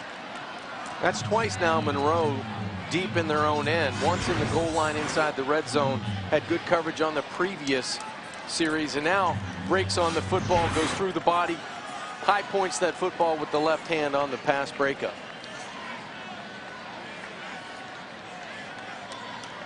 Gainwell re-entering on 3rd down.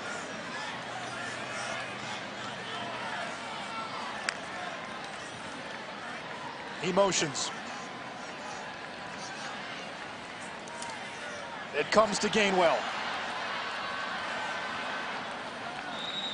4th down coming up, and still John, the initial tackler, can't seem to bring number 19 down. You know, it's funny. He's so powerful for his size at 5'11", 190 pounds. I've been impressed not only with his catching ability and obviously his vision when he runs, but it's the yards after contact when he's in the open field or in between the tackles that he keeps moving piles forward. He never really gets thrown back for a loss. Field goal attempt for Patterson, a 34-yarder.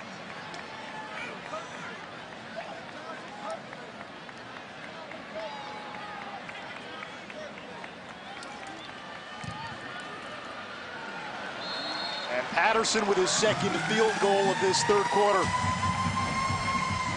The beat continues on Beale Street. 7 possessions for Memphis, 7 scores.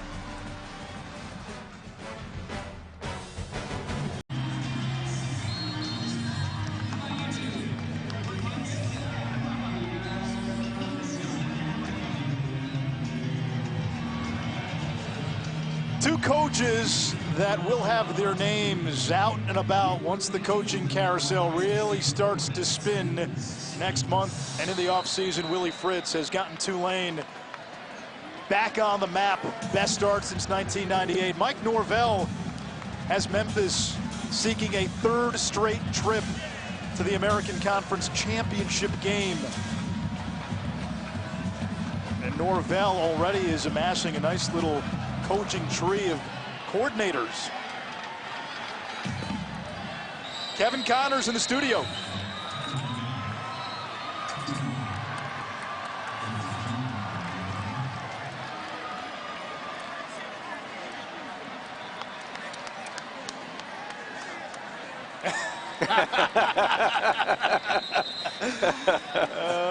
Yeah, what are the Yanks down? 3-1 still? Yeah. Yeah. Is that happening though? Kansas, Texas? It is. Unbelievable. And another thing that's been unbelievable about tonight is Tulane and how explosive they've been offensively, and the answer that Memphis had on defense for such a dynamic quarterback in Justin McMillan.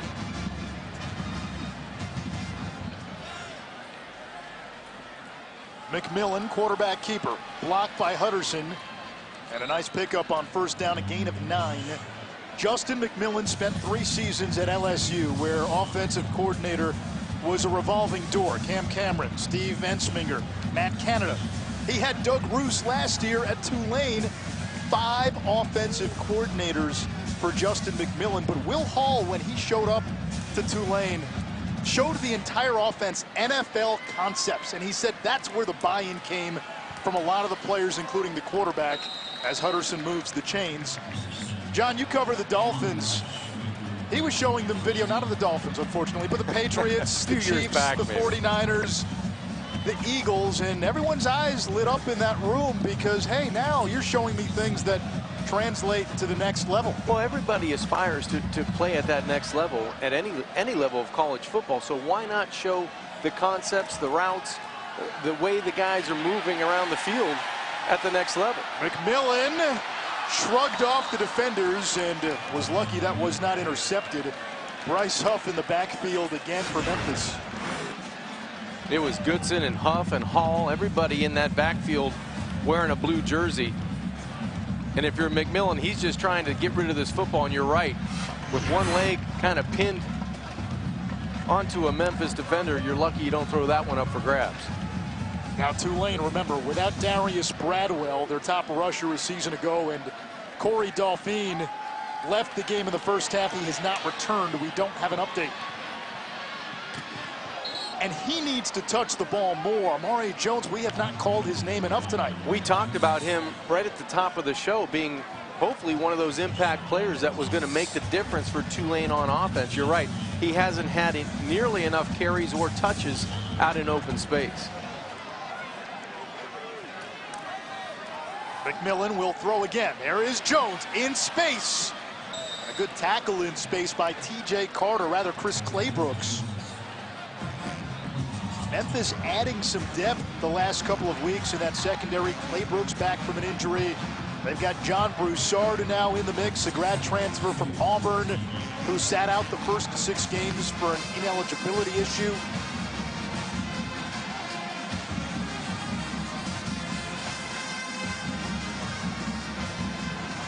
And now you hope Amari Jones is okay after that last play. Hutterson in the backfield. It's 3rd down. That's a stone wall up front. Joseph Dorius was setting the edge on that short side of the field, and there was no running room for Hutterson at all. He tried to bounce it back to the inside, and now a 3rd down opportunity for McMillan and that Tulane offense. Now this Tulane offense came in having put up 500+ yards of total offense in 5 of the 6 games this season. And Willie Fritz wants to talk on this 3rd down. It's likely 4-down territory. Tulane down 30.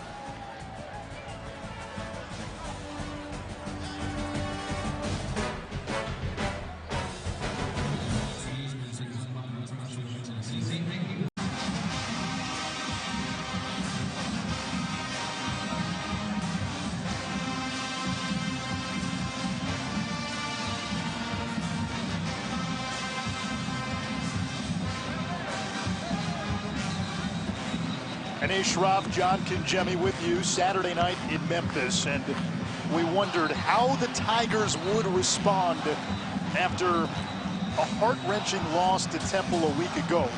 Well, they responded. They have scored on every single one of their possessions, and they've held one of the most dynamic offenses in the American in Tulane in check for the better part of 3 quarters. And they've done it by dominating the line of scrimmage, and they need to do it again here on 3rd and short. McMillan will scramble.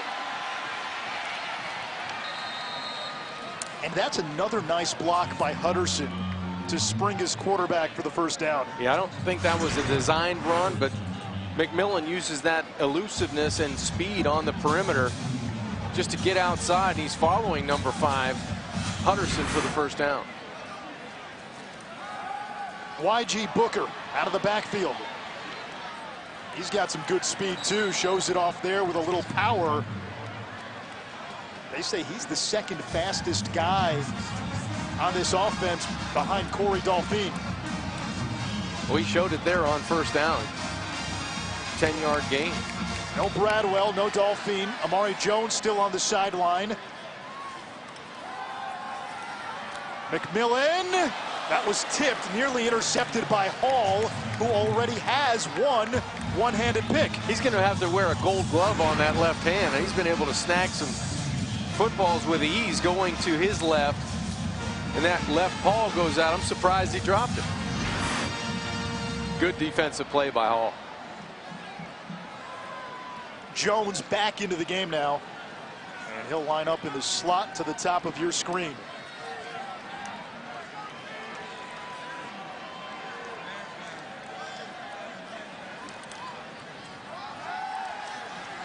Through the hands of Mooney.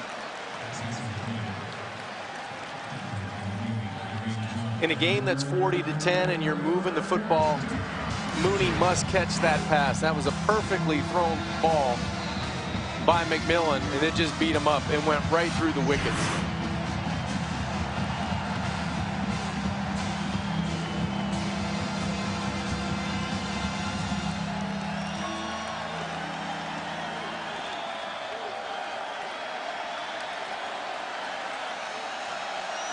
Eleventh play of the drive. Memphis brings the house. McMillan submerged back at the 40-yard line. Everett Cunningham, the JUCO All-American, got there. Cunningham gets there, but it's the pressure. It's that blitz from the short side of the field. Memphis goes man-to-man coverage.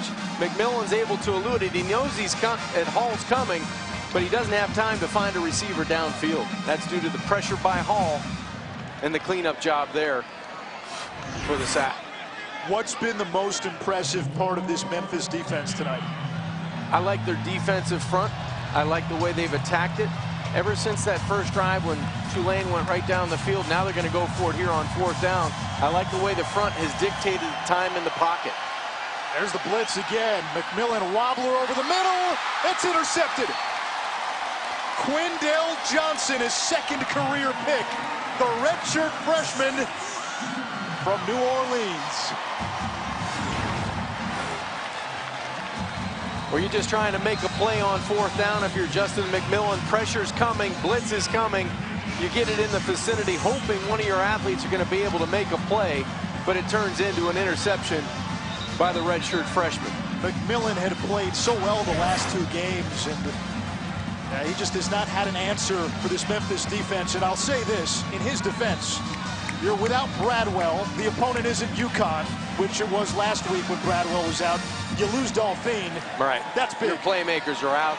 You're trying to do a lot with a little. And you got to give Memphis credit for that front seven. They really pressured the pocket. Here is Gainwell, who's giving Bourbon Street a nightmare right now. Picks up about 5. He's up to 84 yards on the ground. He's got 176 receiving. Last week, he would have been the first player this season with a 100-yard rushing and receiving game. But on the very last touch, he caught a ball for -2 yards, so he finished with 98 yards receiving. Well, he's about ready to go for 200, 100 tonight. Who does he remind you of? You know, I don't know. He's so good right now watching him. I'm not so sure who he reminds me of, but I know that what he does is get yards after first contact. That has been a quality from the very first touch tonight he's been able to display just about every time he's run it or he's caught the football. He has speed, he has acceleration, he's got great hands. He can catch the ball. Change of direction is there. You know, he looks a little bit, now that I'm thinking about it, he looks a little bit like James White to me from the New England Patriots, where he's got that shake. He continues to go forward. You know, he does a lot of good things in the passing game. Injured player for Tulane is Malik Lawal, Arizona State transfer. While we have a moment, we'll check in with Kevin.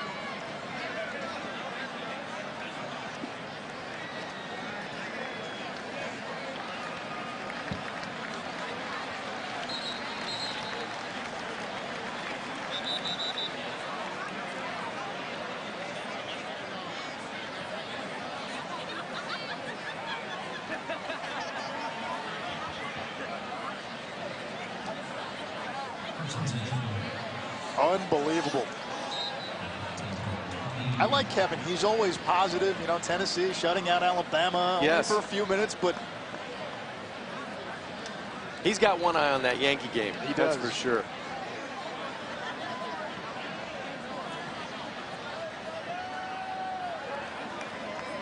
First and 10 for Memphis. The Tigers have scored on every drive tonight.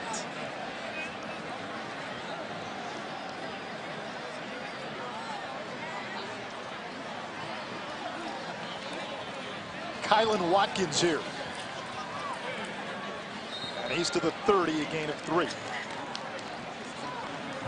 Next Saturday, Notre Dame to the Big House to take on Michigan. The Irish have not won in Ann Arbor since 2005.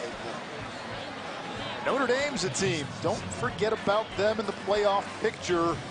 If there is a little more chaos, can a one-loss Notre Dame team get it? Yeah, I think they can. And Ian Book, the quarterback there, leading that offense. I just think Michigan, man, on the other side, Jim Harbaugh has had his hands full in big games since he became the Michigan head coach. Big loss for the Big Ten today with Wisconsin going down to Illinois. Not much there. It's 3rd down. Memphis right now content to keep the ball on the ground. Try to get some tough first downs, work on that clock as we inch towards the 4th quarter with complete control through 3. Gainwell comes back into the game. He needs 8 yards rushing to get to 100. 14 more receiving yards and he'll be at 200. He is lined up this different formation here on an empty.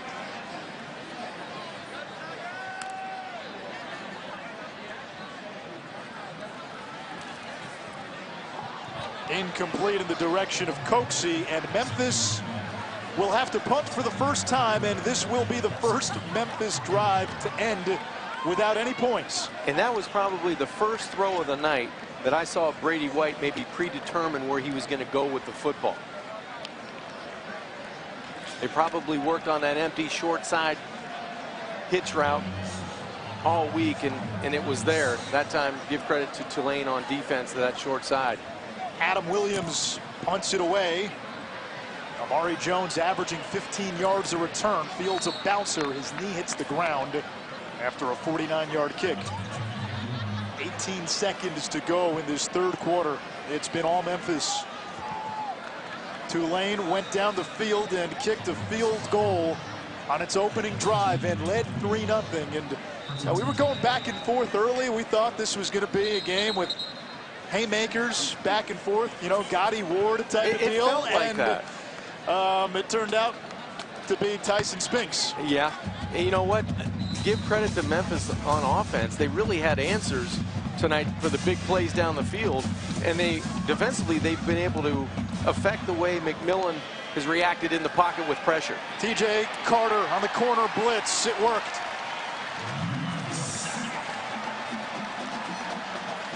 That's the one thing Tulane has not had an answer for, primarily with pressure in the pocket, either breaking off on hot routes or being able to keep a max protection in and get the football downfield. Mike Norvell has wanted to roaring, and so has this Memphis football team. Anish Shroff, John Kangemi. We expected this to be a hard-fought, close game. It turned into a Tiger throwdown. Second down, McMillan. That's brought in with one hand by Mooney. He's at the 30, or rather the 20. Going to be close to a first down. Might have it. I would just a little short. I would think Tulane has to start going with tempo here to start the fourth quarter. They need a couple of scores to get back in this. One heck of a grab by Mooney, the one-handed grab. And that's not a first down. That's back to the original line of scrimmage. There was another stick out there, so he's got to get to the 31 now.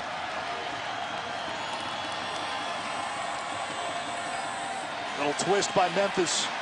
McMillan on the run. Wants blockers. Lowers the shoulder, and that's a dangerous hit to take with a 30-point game, but he does pick up a first down. You can tell at this point in the game that McMillan's a little frustrated. You mentioned Dauphine's out of the football game. The playmaker, Amari Jones, hasn't been what we thought he was going to be tonight, and so he eludes pressure. He's able to direct his blocking downfield and move the chains there on 3rd and long.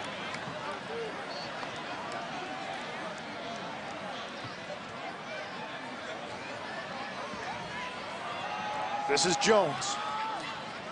Spun down after a gain of 3.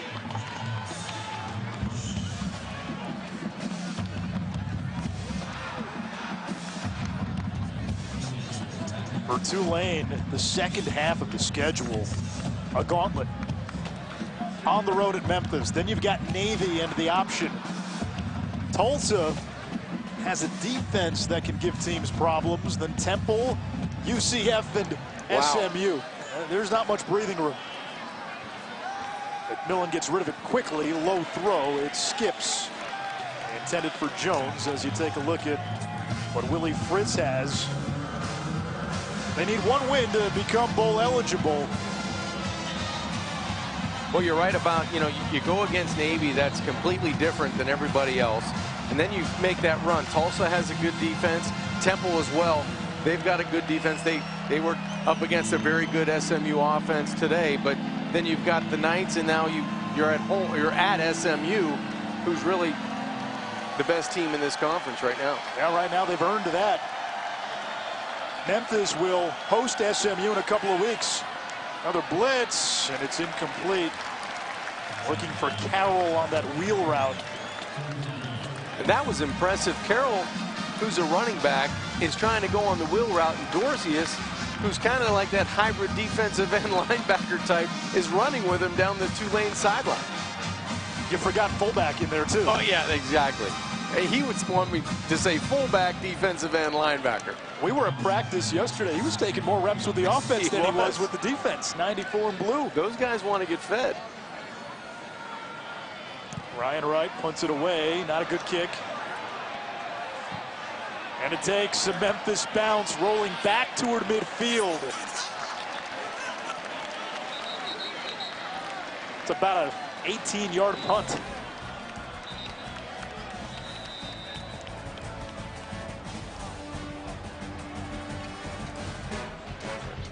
Alabama and Tennessee all tied at 7. Still early in that one. LSU a big win today. Clemson, Ohio State, Oklahoma all rolling.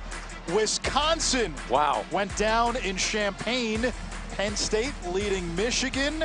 South Carolina hung with Florida for a while, but the Gators ended up pulling away in Columbia. And Georgia and Kentucky, a Bulldog shutout after a scoreless game at halftime. Couple of questionable calls at South Carolina go against the Gamecocks, and I know Coach Muschamp was highly upset after the game and during. First down, it's Kenny Gainwell on the ground, and he picks up 6, so closing in on 100 yards rushing. Two teams in the American ranked in the top 25 this week, 4 others receiving votes. And for Tulane, they have not been ranked since the final poll of the 1998 season when they went undefeated, finished 7th. Had they won today, they would have been ranked. Yeah. But that's not going to happen now. Well, you can see Memphis trending in the other direction. If this score holds and the way they've been dominant today, taking that loss, and now they go to Wildcat here in the 4th quarter. Gainwell. And it looks like he may have picked up just enough to get to 100 yards rushing. Kevin.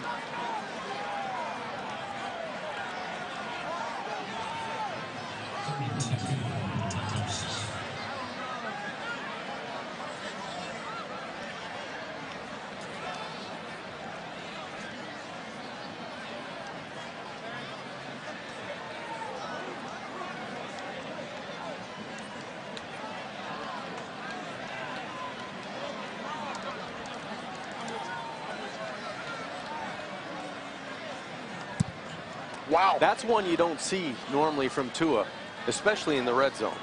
Brady White downfield, incomplete on 3rd down for Magnifico, and now a flag.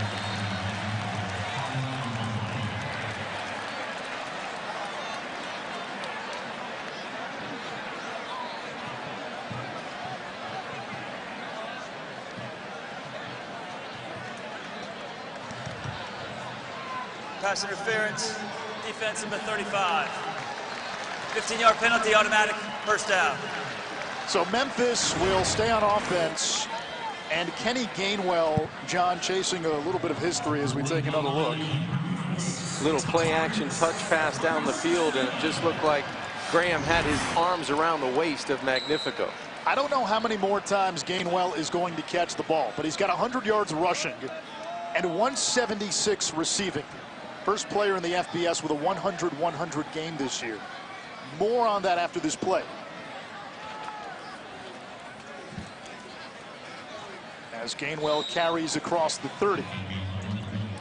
He is 24 yards away from a 100-yard rushing, 200-yard receiving game. The last time an FBS player did that, 1997 Troy Edwards, but his day might be done. It might be. I don't know. He's reversing course. He made a cut back to the middle of the field and onto the backfield for Memphis. I thought he was coming off. I think they're going Wildcat again with him. He was a high school quarterback.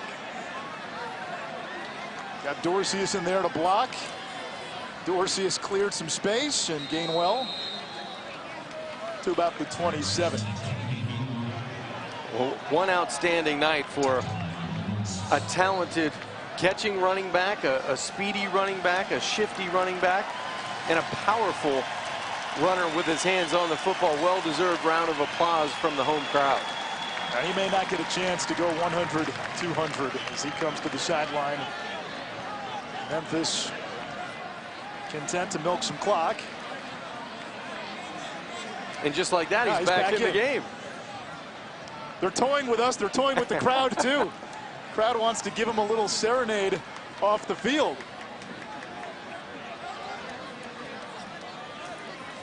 They're looking for Gainwell. He makes the catch. Unbelievable. And he waltzes into the end zone. I think they heard. I think they knew what he needed. And that's a 27-yard catch. He needed 24, John. So he becomes the first player in the FBS since '97 to rush for 100 and have 200 receiving in the same game. Coach, if you can hear me down there, that was a great call.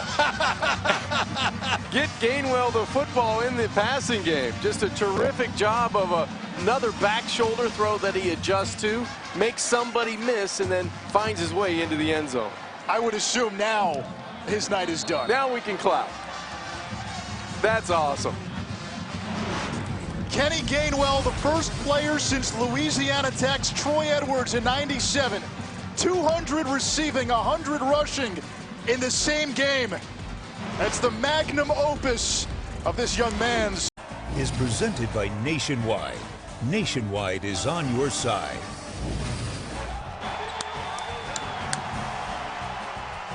The hype train surrounding Memphis basketball this year. Class in the country. Team tips off November 5th against South Carolina State.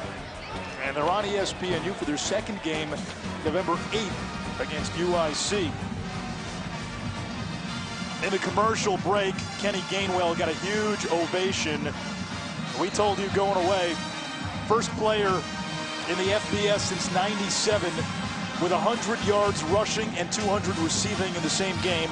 Troy Edwards did it for Louisiana Tech. He now has 5 consecutive 100-yard rushing games.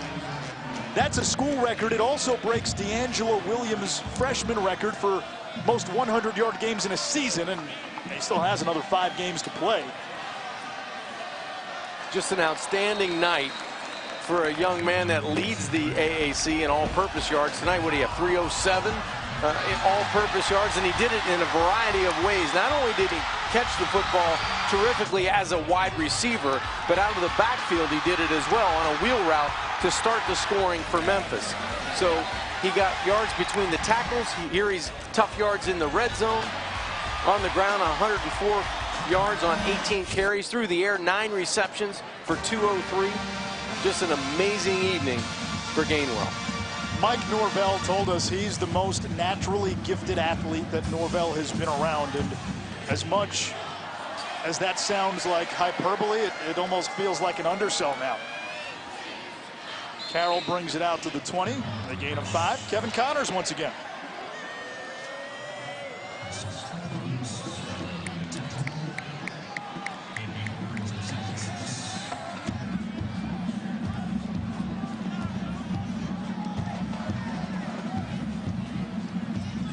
That game over on Longhorn Network, and that is one Texas cannot lose. No. You can't lose to Kansas. That's At home. That's what cost Charlie Strong his job a few years ago. McMillan out across the 30-yard line. He's got an outside shot at a 100-yard game, up to about 90 now.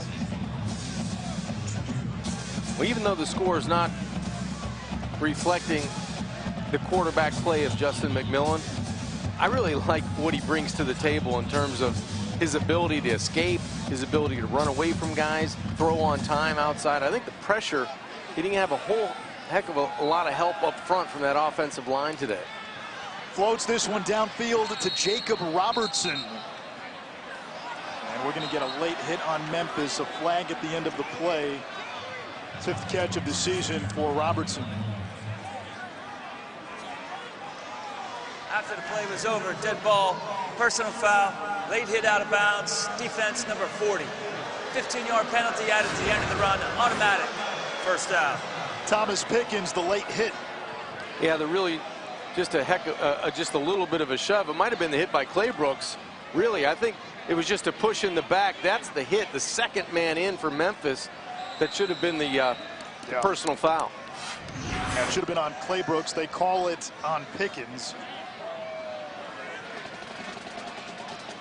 1st and 10 at the 32. Tulane has played most of the game without Corey Dolphine and all of the game without Darius Bradwell, their top 2 running backs. McMillan looking for 6, low throw. Mooney hangs on for a touchdown.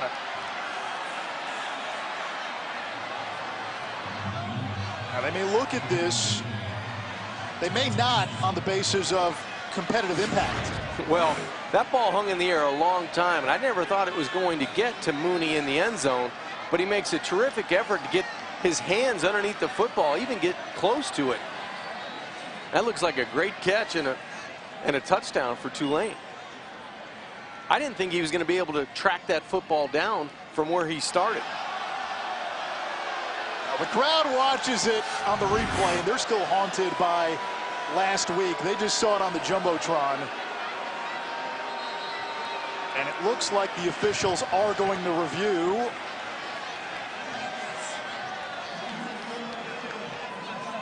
Yeah, so Memphis will challenge the call. And John, I think this is for optics more than anything else. This is to prove a point for principle, I think, from last week.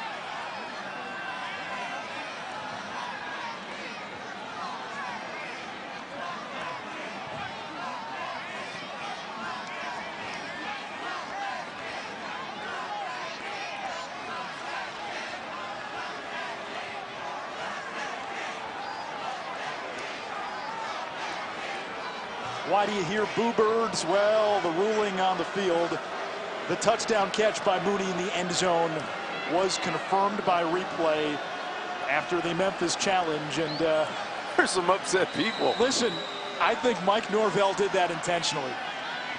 Let his fan base get it out. Play to the crowd a little bit. That's vent right. the frustration from last week when Joey Magnifico's catch was overturned. Stockwell's point after is good. Here it is one more time. Ruling on the field was a touchdown, and this appears to be a touchdown. Mooney looks like he caught the ball, possessed it, and then makes the football move afterwards.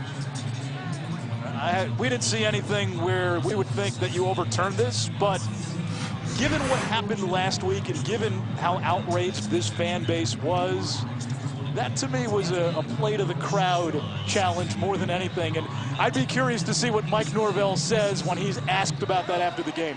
Well, I think they just wanted to let the fans kind of let their frustration out. And let's give credit where credit is due. I thought Darnell Mooney made a heck of a play on the football to track it, to get in position to make that touchdown grab. And I just think that overall, let's challenge, let's get the fans to react and let my team know that I'm still in this. I'm still in the game. We want to compete and keep that competition level up as we have 8 minutes left to go in this fourth quarter. So it appears Tulane will try for an onside kick. Stockwell will attempt the onside kick.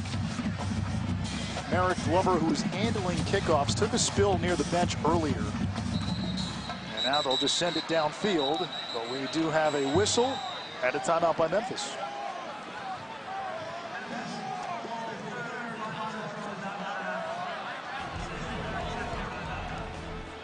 Hey, good news. TJ is back from his Achilles injury. He's back for NFL Primetime with Boomer tomorrow, 7:30 Eastern.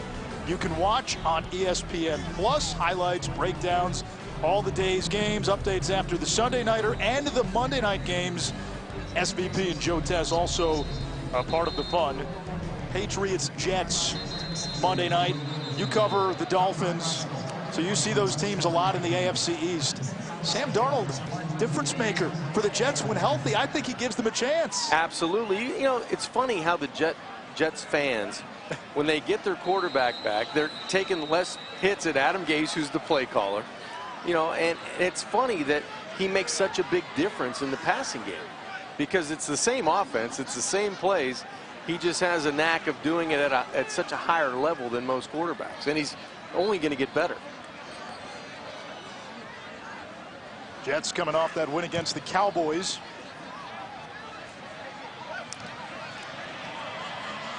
Antonio Gibson to the 21.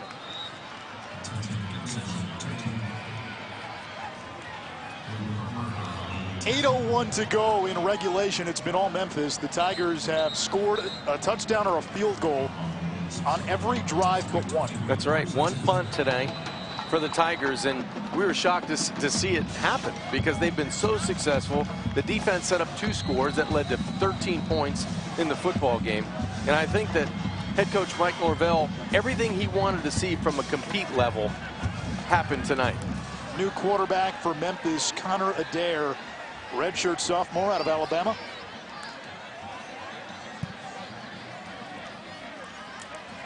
Hands it off to the tool man, Tim Taylor, on first down, and he's wrapped up for a loss.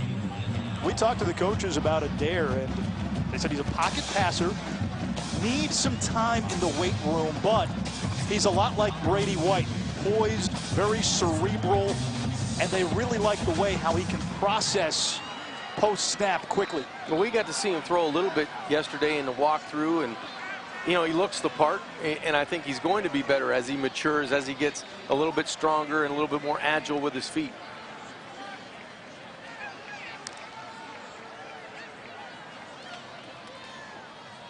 Taylor. And it'll bring up 3rd and 8.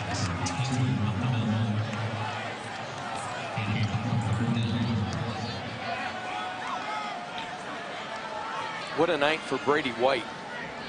Just outstanding throwing the football from the pocket. Did everything he needed to do. And I think that was the key, coming back from the Temple loss where it felt like things were a little bit disjointed in terms of his play. He didn't play bad, but there was the turnovers and he didn't make enough plays. You know, it was the plays that, you know, the interception or the fumbles or the exchange on the zone reads that he came back from. 21 of 29 for 358 and 5 touchdowns. He made it count down the field. 5 yards off a career high, and the 5 touchdowns match a career high. Remains 3rd down. And Memphis taking its time here. Clock on their side, a 30-point lead. And this is an impressive win for Memphis. Tulane came in on the verge of the top 25. They were the team with the most votes outside of the AP top 25. And this was nothing short of end-to-end domination by Memphis. And they came in with momentum. You know, they came in believing that they were a very good football team. And Memphis came out and said, you know what, we are too.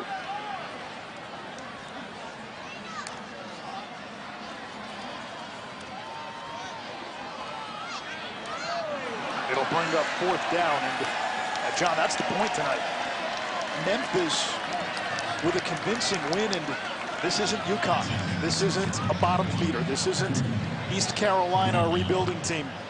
This is a Tulane team that coming into today we thought had a legitimate shot to compete for a conference championship. That's true, but the body types, when you look at the Memphis offensive and defensive lines, when you watch them run on defense especially, and you look at the playmakers they have on offense, and and the goal line to goal line speed. This team can compete not only in the American, but this is a good football team. They opened the season with a win against Ole Miss. Adam Williams' punt skips at the 40, takes a Memphis bounce. Almost every bounce has gone the way of the Tigers tonight. And this one dies inside the 10 at the 6-yard line. A 76-yard punt. Memphis might have been 6 feet under last week. They got their feet 10 feet off a Beal tonight. From inning 1 to 9. Early runs again tonight in game 6. Meanwhile, Alabama only leading Tennessee 14-7. As Cameron Carroll makes his way to the 10. Kevin Connors, what do you have?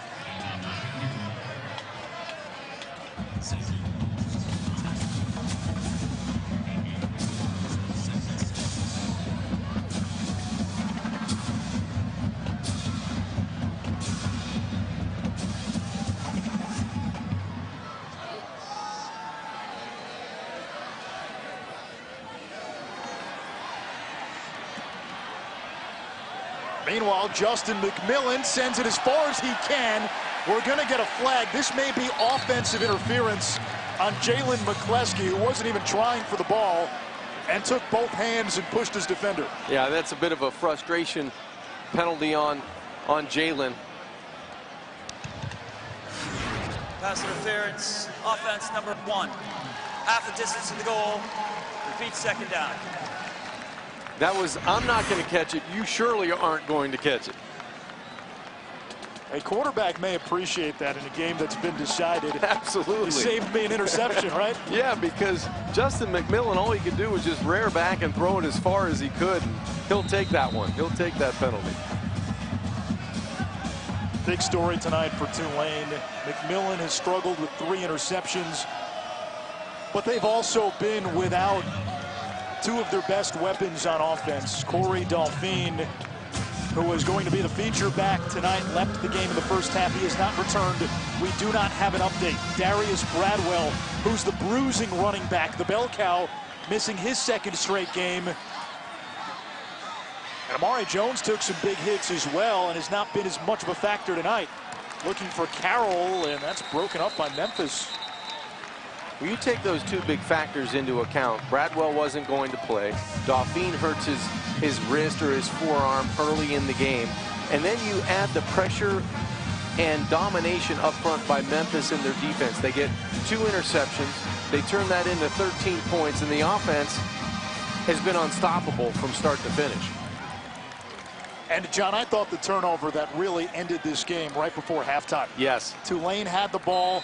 They turn it over deep in their own territory. Memphis, after just scoring, has it right back, punch it in again, and then they get the ball to start the 3rd quarter. That essentially... That turned the game right around.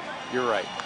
The momentum was already on Memphis' side, but they get that score before halftime. They come out and score, and that was the knockout punch. Right to punch from his own end zone. At an 18-yard punt last time. And there's going to be another flag on Tulane. Lawrence Graham, kick-catch interference as Austin tried to make the catch. And these are now frustration fouls. Kick-catching interference. Kicking team number 35. 15-yard penalty from the spot of the foul. First down. Now, penalties have been a problem for Tulane all season. They average about 9 a game, and there have been a couple here in the last few minutes where you can tell, John, frustration setting in.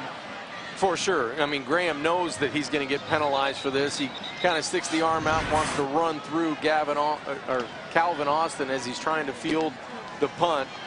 He can explain it all he wants. He runs through the would-be punt returner, and that's going to cost you 15. Connor Adair remains in at quarterback.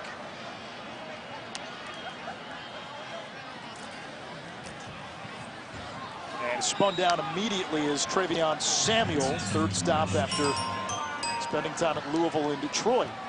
Notre Dame, Michigan next Saturday. This one is at the Big House. The Irish have not won in Ann Arbor since 2005. Maybe this is a little premature, but if Michigan can't come back against Penn State today, Is that a must-win for Jim Harbaugh? It might be. It might be. Every big game you see the Wolverines play now, it's a loss, and sometimes it's not close. You know, the Wisconsin game this year, they were blown out of that football game. Right now on the road, struggling against Penn State. Samuel takes a big pop at the 40.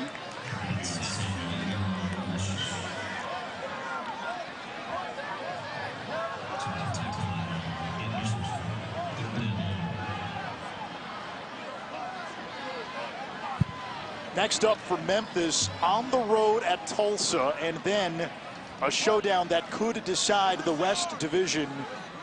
Right here at the Liberty Bowl in 2 weeks, SMU comes to town. Yeah, and that's a very good football team. When you watch SMU play offense, they have skilled guys on the outside that can really run. They run crisp routes. They can catch the football in traffic. And you've got a quarterback in Shane Buechele who knows how to deliver on time and on target. Not much running room, and it'll be 4th down for Memphis. I've seen SMU now in person twice, and Buechele, in my estimation, is the best quarterback in this league.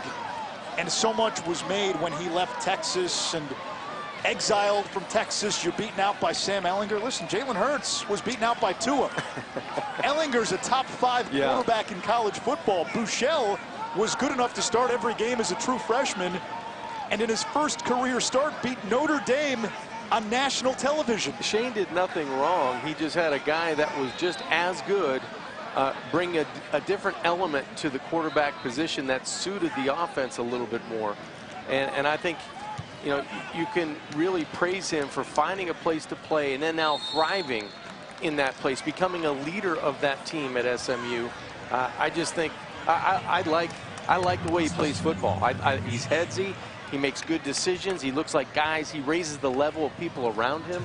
I like everything about Buechele at quarterback. SMU one of the remaining unbeatens in college football at Houston next week, and that game looks different than it did before with Derek King announcing that he's going to redshirt. If they get by Memphis, I think there's a great chance SMU could run the table. They could. They very well could. They have momentum right now, and they have a belief that they're the team to beat. Keon Howard, the new quarterback for Tulane. Howard will keep.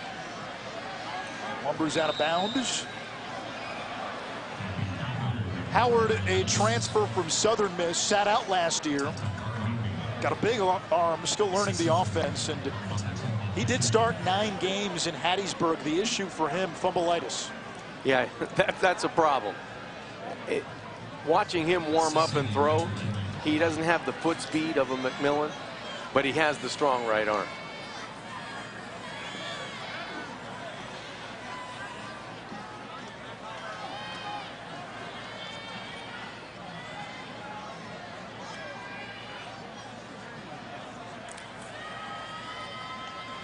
Howard off his back foot, and nobody's going to catch this. He wanted the D.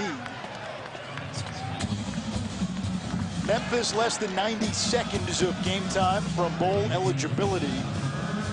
Justin Fuente got this thing going. Mike Norvell has built on it, and the Tigers in the midst of their high renaissance. This is the winningest 6-year stretch in school history, and it all started in 2014.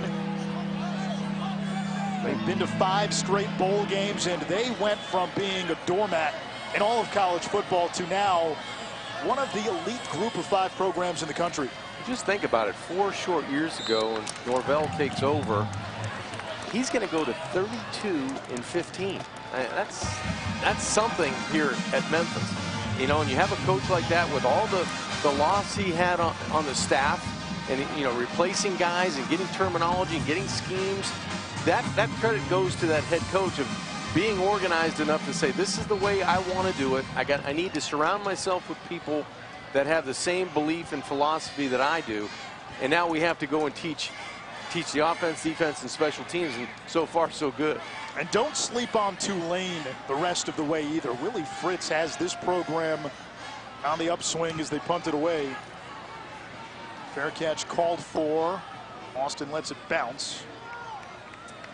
Tulane still needs one win to become bowl eligible for a second straight season, and they have not been to back-to-back wins. You're going to go bowling, and I would not count out Tulane. They ran into a motivated, angry, and on-point Memphis team tonight. This was the best we've seen Memphis from start to finish all season. They were the better team clearly tonight, but I agree with you. I think Tulane and Coach Fritz have something to build on for this season, and I don't think their winning ways are going to stop, you know, with a couple winnable games down the stretch. Memphis bowl eligible with a win tonight at home against Tulane. And if they take care of business, they don't need any help to win the West Division and play in a third straight conference championship game. They've got Tulsa coming up, but in 2 weeks, it could be fun here at the Liberty Bowl when SMU comes to town, and a battle that could decide the West Division. Memphis back in the win column, and convincingly back in the win column. 47-17 your final score. For John Kangemi, I'm Anish Shroff. College football scoreboard is next.